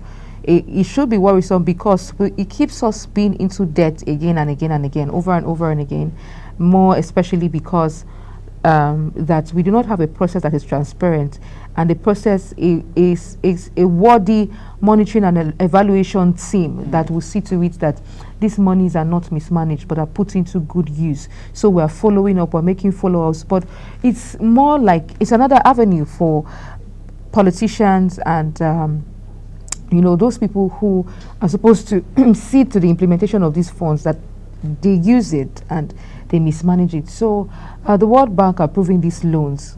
Our only prayer is that they are used for a cause that they're used to finance and sponsor businesses, local businesses, to see that if these businesses are standing firm on their own, the monies would come back to Nigeria's economy. We're making profit. So taxes, there'll be that way. We're not taxing people unnecessarily. Yeah. So they are funded, their businesses are funded, industries are funded. That way we get tax that it comes back to Nigeria's economy, and in that way I think we should be able to pay back these loans. But in a situation where we cannot even account for the loans that we're taking, how much more can we account for, not even the loans that we're taking, a situation where we cannot account for how the loans are put into use. How much more can we account for, taxes and all of that? A lot of issues to be worried about, especially the fact that the debt crisis we're already facing, and the fact that poor management of government funds is also a threat. So for the fact that we are still being bothered about what will be the priorities of government for these other approved funds by the World Bank? Would this be properly utilized, just as Queen has said? We just want to see the track record of what this will be used for. We don't want a situation where it's also used to purchase SUVs and renovate ministers' lodges and senators' allowances and all of that. There are more unexpected investment for the part of government. Like the local SMEs are still grappling with economic reality. At what support are they having? The enable environment, as government been able to create some of these enable environment for businesses to strive. The private sector needs this support. The SMEs need this support.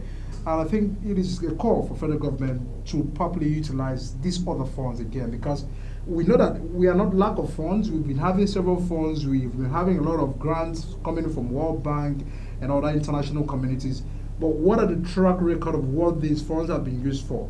It is time that we, government, pay attention to investing whatever grant or whatever loan we are receiving. So at the end of the day, Nigerians can know that this is a shared responsibility for all of us to be able to, pay back or to support the government in remittance of their different loans. But for the fact that over many years ago, many times, it has been embezzlement of the loan. How do people even have the conscience to start embezzling loans? Is another sad reality that we are having to face with. But let's move on that too. Let's now move over to the New Telegraph. The big story that was on the New Telegraph was saying we can't win insecurity war without the people's support. Let's go from the defense headquarters. Issues of insecurity. The fact that we've been over time advocating the fact that insecurity is security is local and is everybody's business. State governors are saying, can we grant approval? Some persons are arguing, can we grant approval to state policing? And some are saying, would the state policing even solve the issues of insecurity? So for DHQ, the defense headquarters coming out to say that they can't win the war of insecurity without the people's support. Most oftentimes, we question the issues of information gathering. How do we arrive at the point that we are only hearing troops, we are hearing banditry, kill these, banditry, kidnap these, banditry does this and that. Most times, what are the Nigeria communication, the NCC doing for the fact that they also have a role to provide, some level of intelligence support to the defense and to the fact that it is everybody's business. Now, for the fact that security is actually local. What happens at the locals? What happens to the traditional rulers who are there, right there at the basis of the communities, who are supposed to be watchdog of government, who also have to be, so the fact that there's a chain of information where, information can be shared from this other chain to the other. For now, for DHQ to come out and say, we cannot win this war. So it therefore means that no matter the funds we are voting into the security apparatus of this country, there's nothing that can be done at the moment where everybody doesn't get to see security as his business. Because the moment where all of us knowing that we have to protect our environment, everybody are protecting their territory. It is hard for us to have cases like these, many insurgent cases, kidnapping, banditry, cases of theft and all of those issues. Queen, you may be able to understand that it is also a call that the DHQ know that they cannot do this thing alone. There's no how they can be able to tackle this alone, to me.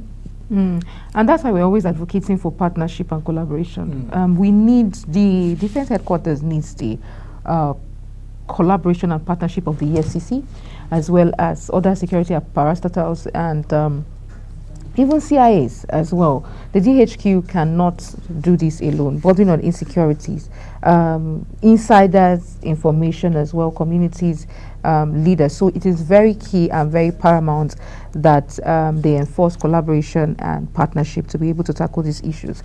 Now, but I want to bring our attention to something that is on the front page of the newspaper, which is the outbreak of cholera, where we see that over 1,146 people or thereabout, if I'm not mistaken, were affected by the outbreak, the cases. And then we see that 30 people died. On the front page of the Daily Independent, that 30 people died from 1,141 cases of cholera as the disease spreads to 96 local government areas and 30 states. So cholera outbreak is there's an outbreak. The question now is what needs to be done? How can this be managed? So, and you know what is attributed to cholera? Unhealthy environments, contaminated food, contaminated water, and all of that. So it is very important and paramount that key leaders, especially, so most of these cases are in local government areas, and I want to believe that they are in rural areas where they don't have safe drinking water, and so it's important for this disease to have spread thus far in these cases. It's important that measures have to be put in place to ensure that there's safe drinking water for communities, so that they can live healthy lives. And also sensitization should be taken out to these areas. Sensitizations and awareness should be taken out to these areas, to these rural areas. And we need to see more sensitization. Since we're talking about cases of cholera and it's in the papers and the disease is spreading.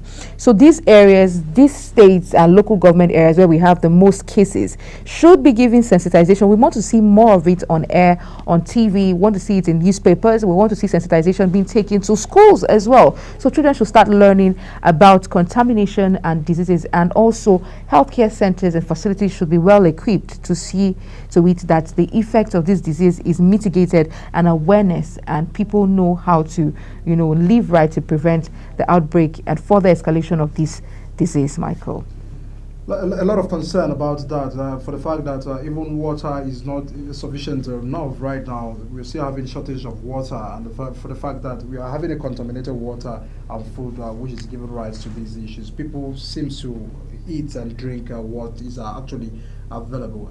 It is also a call for government to hasten up their provisions of social amenities. Over times in the rural communities, we used to see the interventions of government where they provide basic boreholes, also interventions and all of that. So it is time that they also see that people stop drinking contaminated water, because it also a concern to the fact that if we're having more issues like this, then the primary healthcare centers will be at risk. And I mean, we do not even have the facility to manage the statistics that have actually been out right there as a result of cholera. So it's also a call for government to do their best at the level. And also the orientation agency have also been advocating that, issues of orientation, people still have the naive thinkings of the many centuries back, so of water.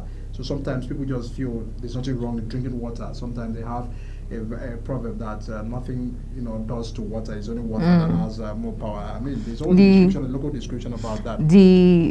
Especially when it comes to the black man, they say disease is not the kill black man. So you tell them about how dangerous it is for you to indulge in certain activities because of the health hazards and all that, or diseases that could be associated with it, and they tell you no, disease is not the kill black man. So they eat from anywhere and drink from anywhere. So which is a very wrong. We have to start changing the narrative. I mean, the level of education has to be driven right there. And there's also the excess of education. The moment where we're having out of school children right there was meant to be in school but are hawking, for their parents and all of that. It is also some of these cases because the moment where they're in school, they are able to be taught, the things to prevent, the things to do and all of that. So education has to also be on the high side, because the more we are educated, the more statistics of Nigerians are educated, I think some of these issues will not be dealt with, because an educated person will know what to take. I mean, the basic about sciences and what to consume is always very much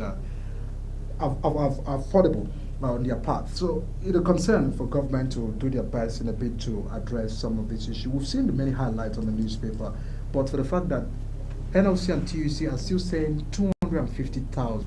I don't know how we're gonna end this war. I mean, the minimum wage fight with federal government. And for the fact that the presidency said he's transmitting to the National Assembly, but he hasn't disclosed the figure to the NLC and to TUC. So TUC is insisting to know what figure is it. And right now they are threatening the National Assembly that there's gonna be a lot of pressure on them on their path. So we've seen that many papers are reporting that. So even the National Assembly has to be transparent as well to engage both the federal government and TUC in a time like this. They did that intervention prior to the strike, but it didn't yield any result. Right now that the president wants to send that to them, it is also a considerable steps for the Senate not just to go in implementation of the act, but rather to have a more solid agreement with the Labour, because we do not just want to see the fallout of another strike again in the country.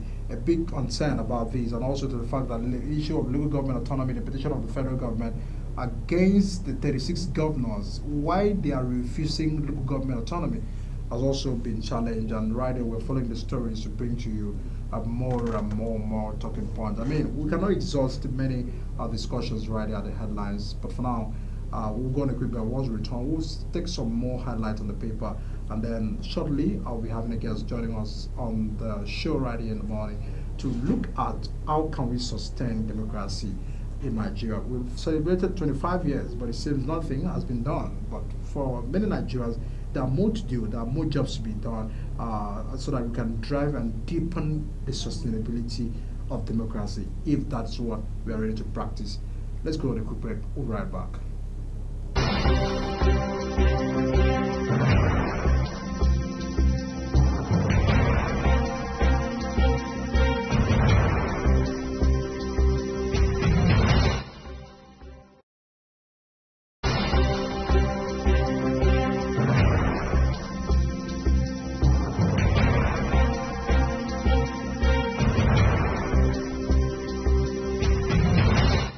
Every government and introduction of new policies, businesses of all kinds and sizes seize the opportunity to evolve and redefine themselves. Business Point on Global Television is where we follow the money and put the facts and figures right in front of you. Watch Business Point every Monday through Friday at 11 a.m. as Kikelamo Okeri tracks all the latest developments across critical sectors. Business Point. This is business. In an ever-busy world, the increasing challenge of keeping track of health matters can be extremely demanding. Follow the latest health tips and trends on Health Guide on Global Television on Tuesday at 3 p.m. Health Guide on Global Television. Put your health first. Are you a food lover? Do you care about your health and nutrition? Are you interested in exploring the diverse culinary traditions from around the world? Then look no further. Introducing Lunch Global on Global Television, a show that takes you on a delicious journey through the world of food, nutrition, and diet. So, whether you're a seasoned foodie, a health enthusiast, or simply curious about the world of food, Lunch Global has something for everyone. Tune in Mondays to Fridays and let your taste bud take you on a journey of flavor, culture, and discovery on Lunch Global. Bon appetit!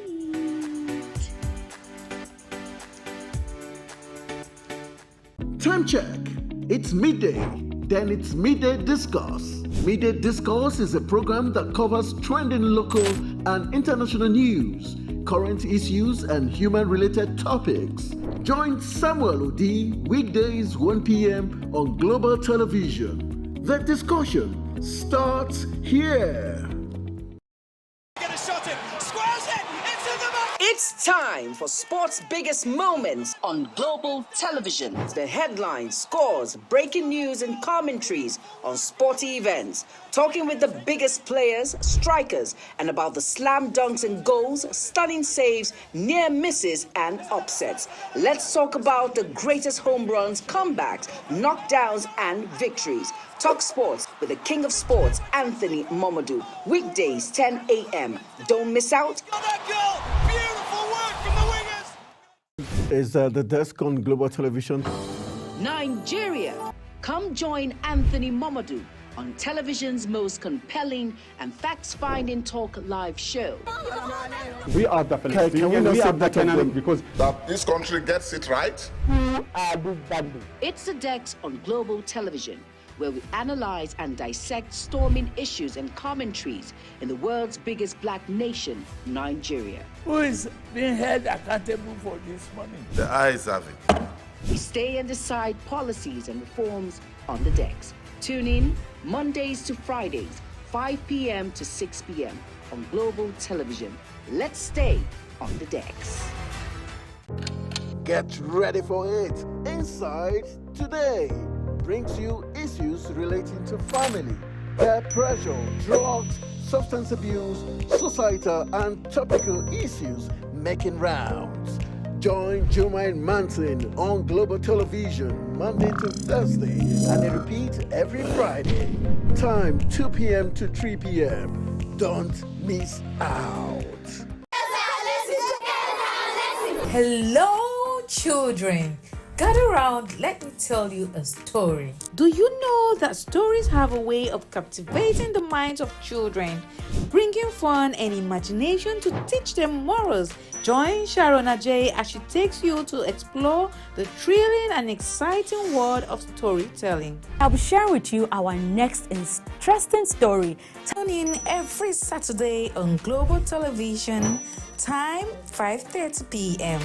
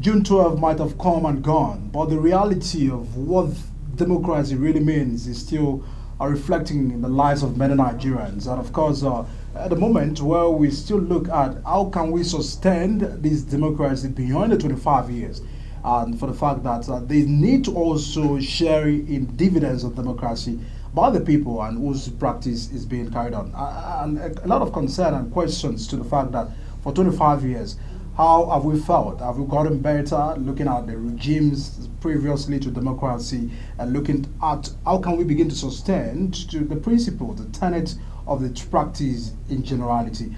All of these will be what I'll be focusing right here with my guest, who is a political strategist, Uyi Omejiburu, is right here in the studio to add voices to this convention. Of course, to review entirely, the June 12 exercise and looking forward on how we can begin to sustain democracy in the country. Good morning and welcome. Morning, it's a pleasure to be here. Thank you so much for joining us. Let's get to start with the fact that June 12 you know, there was something unique about June 12th, the MKBiola struggle. Yeah. You look at it, Tinubu was part of that struggle. So, I mean, it is a coincidence for the fact that, you know, the struggle that he was part of is today being the president. A lot of expectations are on him. To you, what freedom do you really think that this democracy has guaranteed Nigerians for the span of 25 years? Well, 25 years is a great number. Nevertheless, for a nation, is also still a little number. I think we are still in our building stage of democracy. We are yet to get to the standard idea of what democracy should be. Nevertheless, it's at least as the day goes by, I think that we are coming up better in democracy, and it's a good thing that we actually chose the line of democracy. No matter how bad democracy is, it's better than the best of any other kind of governance, considering the way humans understand things. So it's a good thing that we are here and we are trying to build it up. 25, we are coming up well. Yeah. In your assessment, would you say we are politically, economically, socially free? Because when you look at democracy, it's about freedom entirely. Are we free? No, you can't say we are totally free. And as I said, we are coming up. It's a building process. It's a work in progress. We will keep pushing towards it because we've not attained total freedom. We've not attained through democracy to its fullest extent. So we will just, with time, we'll keep coming up, I believe. But we are not yet where we are supposed to be in democracy. There are some that will argue for the fact that we are seeing the threats of the practice. We are already seeing those challenges, those things that are undermining. Like when you look at elections in the country, for democracy means you vote and your vote is being counted. You elect leaders who you want to represent you. The moment for the many elections we've conducted from 1999 to that, it hasn't shown to be the fact that it seems to be like as if we'll be getting it right. Until probably the umpire, the referee for these elections become democratic, I mean INEC, until they become truly independent, until they are not appointed by the chief executive, until there is a process for their appointment, until they don't have to defend their budget with the chief executive. Until these things happen, you find out that chief executives will put who they think will work with them. And that's why we keep having all these malpractices during our elections. As I said, it's part of democracy. Maybe the National Assembly can also now go into the review of the law on how the members of the commission are selected to drop down the much effect or to drop down the much input of politicians in nominations and selections of members of the commission. I think until we get there, we may be having issues in our elections because the commission that is supposed to watch out for us are not totally independent. Is there another process of constituting such a body? Because we understand the powers of democracy has given right to the executive to be able to do all of these roles. So is there another ways we would have actually have an umpire independent, away from the presidencies or the executive appointment? Unfortunately, none. Nevertheless, they are men of character and culture, and we know them. So it's about character, not really by office. Of course, it's by character. We know them. Jonathan brought Attai Rijaga. The body language of Attai Rijaga was not in his favor. It was of his favor. Do you understand?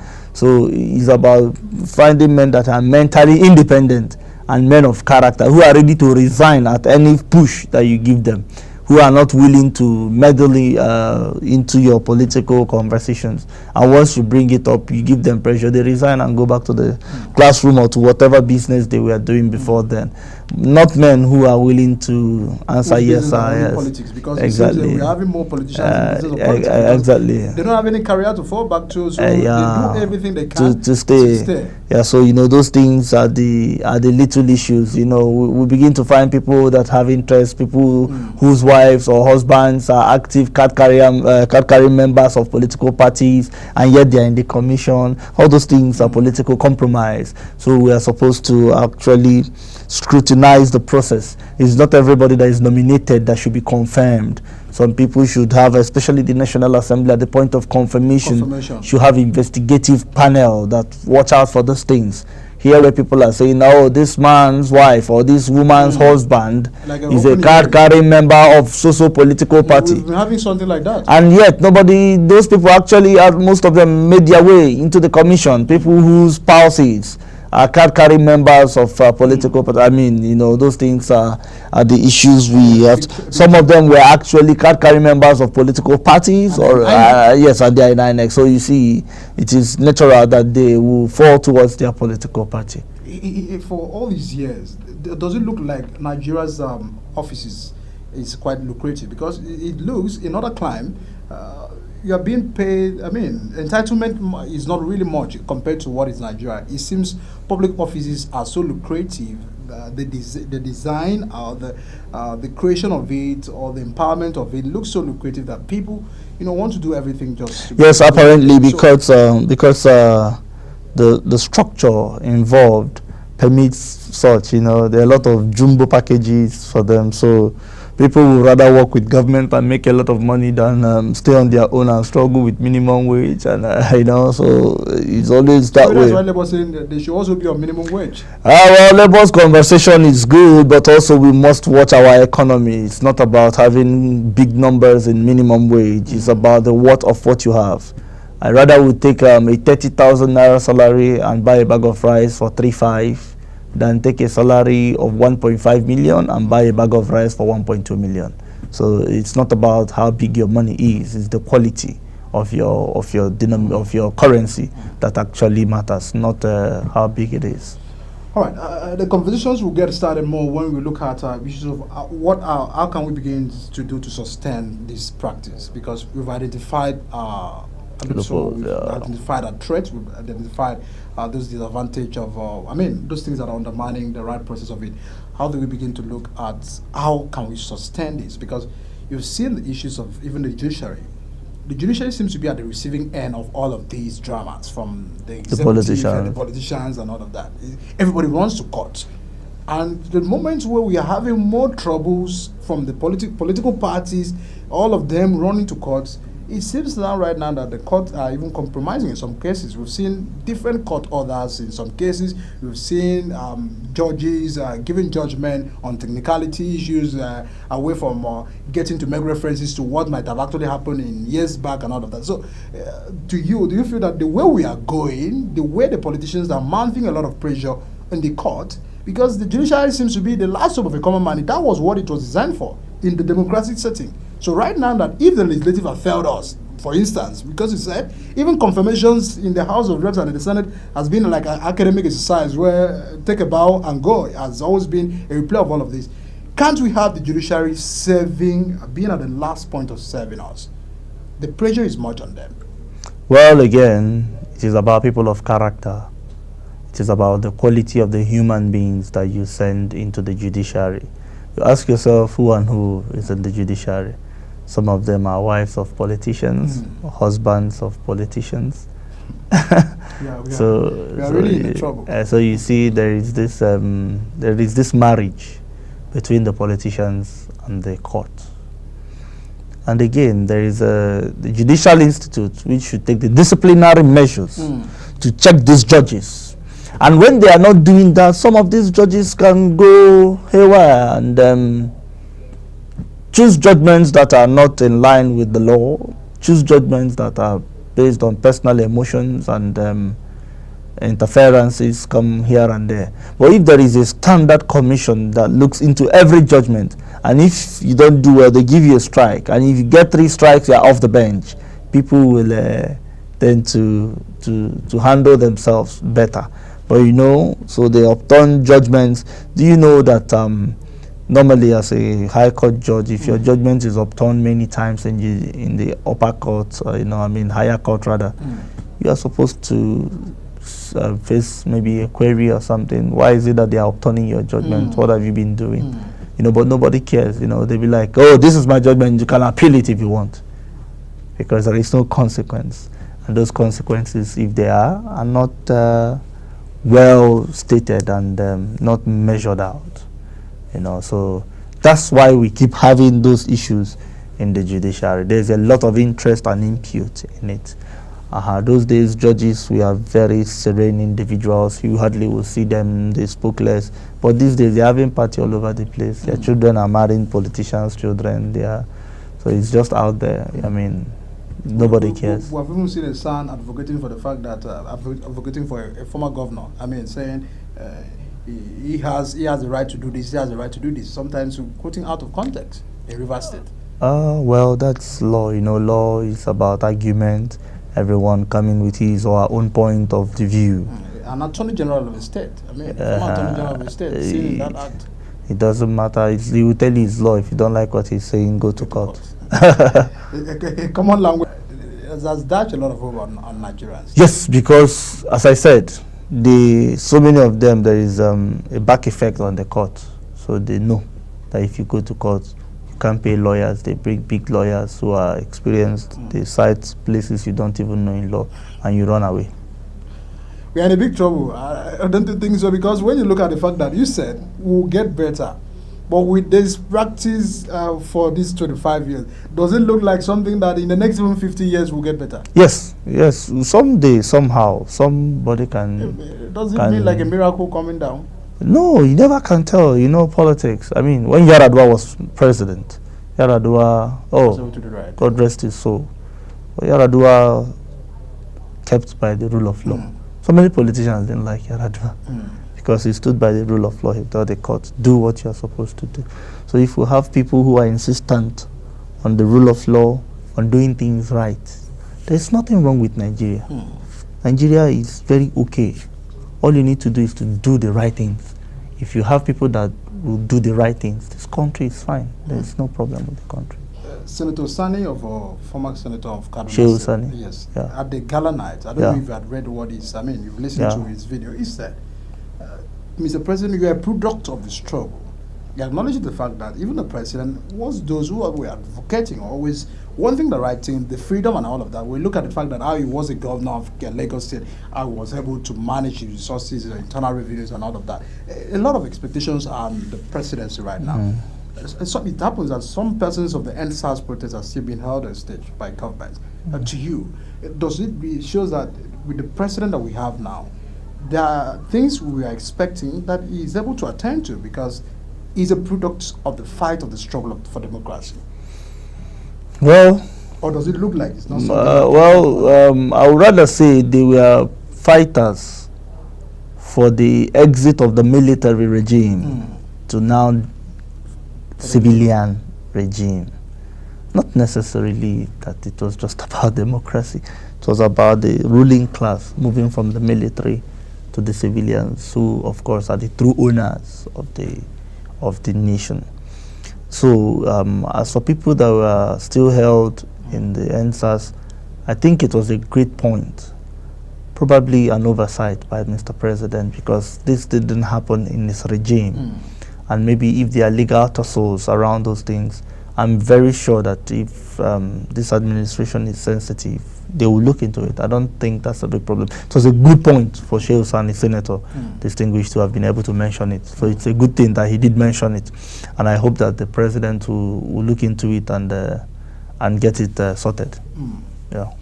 All right, let's go to a quick break right now, everyone. And once we return, we'll look at upholding rule of law so far, because the moment where everybody seems to go to court at every time without respecting, the provisions of the law from the processes before getting to the court, then we might not get it right. Over time, we've seen different party primaries being conducted. At the end of the day, it seems everybody wants to go to the court. That issues of rule of law The moment where the constitution is not well respected and the law is being followed to the letter, there is a lot of risks to our democracy and the threat. But I mean, we'll discuss this when we're back from this break. Just stay with us.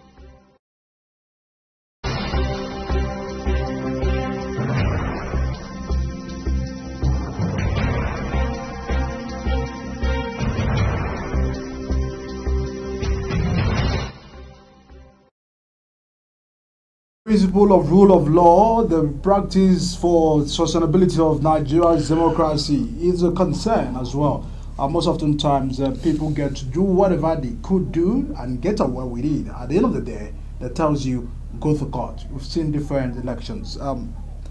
Political parties have a role to play in deepening some of these issues. Because the moment where we know that if we don't get it right at the political party level, there is nowhere we will get it right in elections. INEC are arguing that political parties are the causes of their, they have pushed the blame to the political parties. And the political parties also throw their blames to INEC. At the end of the day, the two parties get to court. How do we resolve these issues of party primaries, elections, and upholding rule of law practice in the political parties? Well, basically, what we have are not very strengthened political parties. We just have individuals who gather together as organizations because they don't have an idea. They don't have a political stand. They don't have political ideology as a party. So what they do is, if they don't give you ticket in party A, you go to party B. If party B doesn't work, you go to party C. So you see, most of our politicians have stayed in 3-4 political parties. So what is the ideology of the party? Nothing. Some people have been chairmen in different national chairmen in different political parties, opposing parties. From here, chairman today here, tomorrow he joins this other political party, and after a while he becomes chairman there. So you see that it's not about just having the name and the nomenclature of a political party, but the inherent construction of what a political party should be has eluded some of our politicians who do not play by the books. So that's why they have parallel primaries. The funny thing is that most times even INEC is not disciplined enough to choose. You see INEC observing the parallel primaries. INEC observing the both primaries. Yeah, and at the end of the day, there is confusion all over the place. So I think that the parties have a role to play. They should have a standard of who they are and what they represent. Then INEC should be disciplinary in actions. For example, if you do parallel primaries, we'll only observe the primaries that either the court has asked us to observe or the one the NWC of your party has asked us to observe. Any other thing you're doing outside there is inconsequential. And if you go ahead to do it, you may be fined by INEC. Do you understand what I'm saying? So until INEC begins to also become a disciplinary umpire, we may have people who feel they have the money in the back of their pocket trying to ruin things all around politically. Yeah. Let's throw a focus to governors. Okay. The 36 governors also have a role to play in democracy. Yeah. Most oftentimes, they do anything in office, they get away with it because of the immunity that comes with the office. And most oftentimes, after the tenure, probably the institution of government now sometimes see how they can be able to recall them and go after them. Yeah. How do we begin to see that? Governors, you are a governor, but there's some level of, you should give respect to the law. We've seen the recent one in Kogi State where the governor have to shield, the former governor from the EFCC. All of these are due to the immunities they have. And no. For me, I don't think that's, I don't think if they want to arrest the former governor of Kogi, I don't think it's a problem. It shouldn't be. But the governor came to the house and rescued the former governor. It doesn't matter. Do you know if he's in the government house? It doesn't matter. A catchment of the military can handle that if they are serious. What I mean, how many security? Do you know that if you recall all the security men around the governor, he will be open? Recall them for 2 hours. IG, recall all the police, DG, SSS, recall all the SSS staff. Get into the house, pick the man you want, and go. No, leave all those things. They are just being political. We've seen about governors, using immunity in many cases. No problem. Immunity. Elections, no. Immunity clause is good in order not to get a lot of distractions, while in governance. I'll give you an instance. If a governor now passes and someone's goat is missing, the person now accuses the governor, "You stole my goat." The governor will now start going to court for goat. It's the person's right. Do you understand? Well, it's distraction for him in power. So it's not a bad thing to have immunity clause if we have people of character. But when a governor is being summoned to come explain how he stayed in office and is running away and all those, and you people are telling us that you can't get him. That, I mean, who are they talking to? But if it's somebody that is opposing them politically, they will go to anywhere to pick up the person. So it's not, I don't think I think that the government is not interested in probing him. If they can get him anywhere he is in the country. Yeah. Do you feel the powers of governors are too much? Because I understand that subnational. So power electorally is too much for anything at any level. For example, in this interview, at the anchor, I can't go ahead of you. But at levels, so now, but you're a man of character. You're a man of character, so you ask and I answer. The problem is, if you decide to speak alone here today, I won't have any option than just to listen to you. That is the issue. So when you have people of no character in power, that's when you begin to measure if the power is excess or less. Power is power, whether big or small. It's about the man who is using it. Have you not had situations where gate men will lock up the gate and they'll be begging gate man, "Please, sir," and say, "No, I'm in charge here." So power, measurement of power is inconsequential when you're dealing with people of different characters. When you get a good man in power, no matter how powerful he or she is, he will use it for good.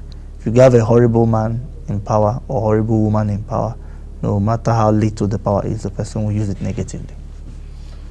A lot of concern. We will not get to exhaust the conversation surrounding deepening democracy in the country. But in reality, the fact that there are more processes, the procedures to enhance this sustainability, for the fact that if democracy is what we are ready for, to practice, for the 25 years, Unyi says, is too young to judge. That, we can step forward again.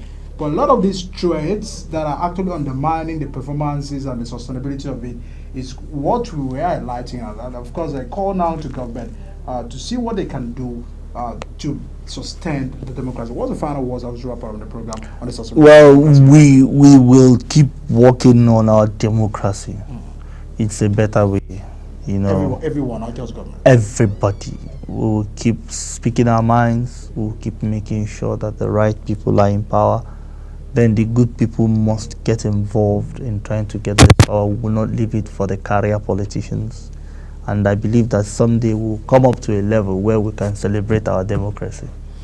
Thank you so much. We are political strategists, of course, bearing your thoughts on the sustainability of democracy in the country as we move forward for years to come. We'll look back and see that this is what we have been able to achieve.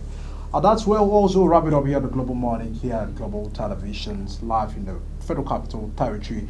And of course, much other programs will be coming to you where stay close to your screen. I'm Nick and Michael. Thanks for staying with us.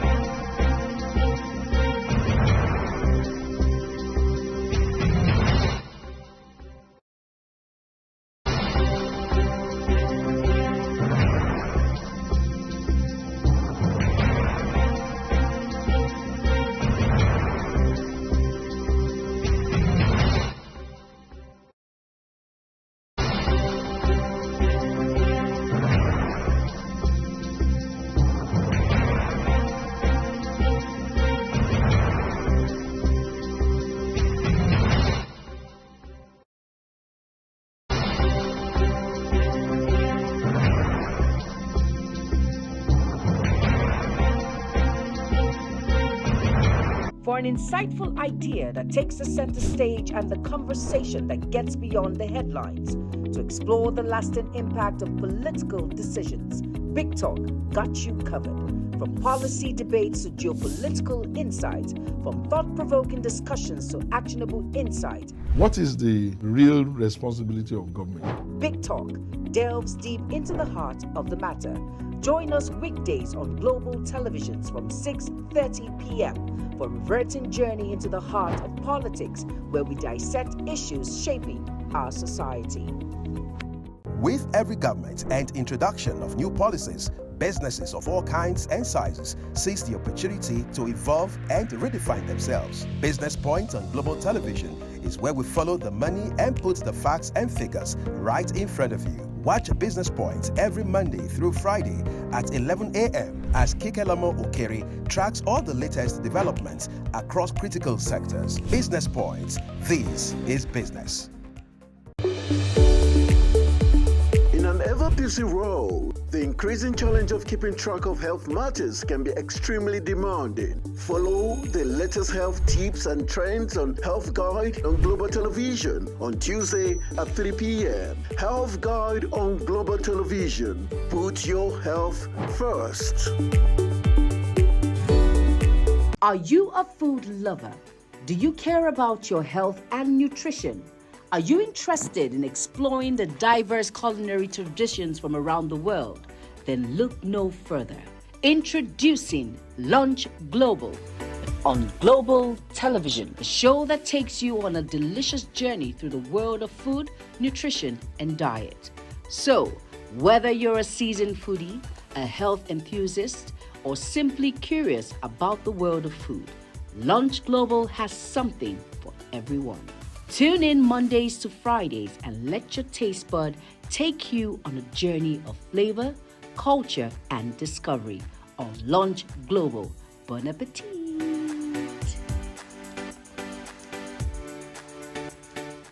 Time check.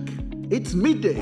Then it's Midday Discourse. Midday Discourse is a program that covers trending local and international news, current issues, and human-related topics. Join Samuel Odi weekdays 1 p.m. on Global Television. The discussion starts here.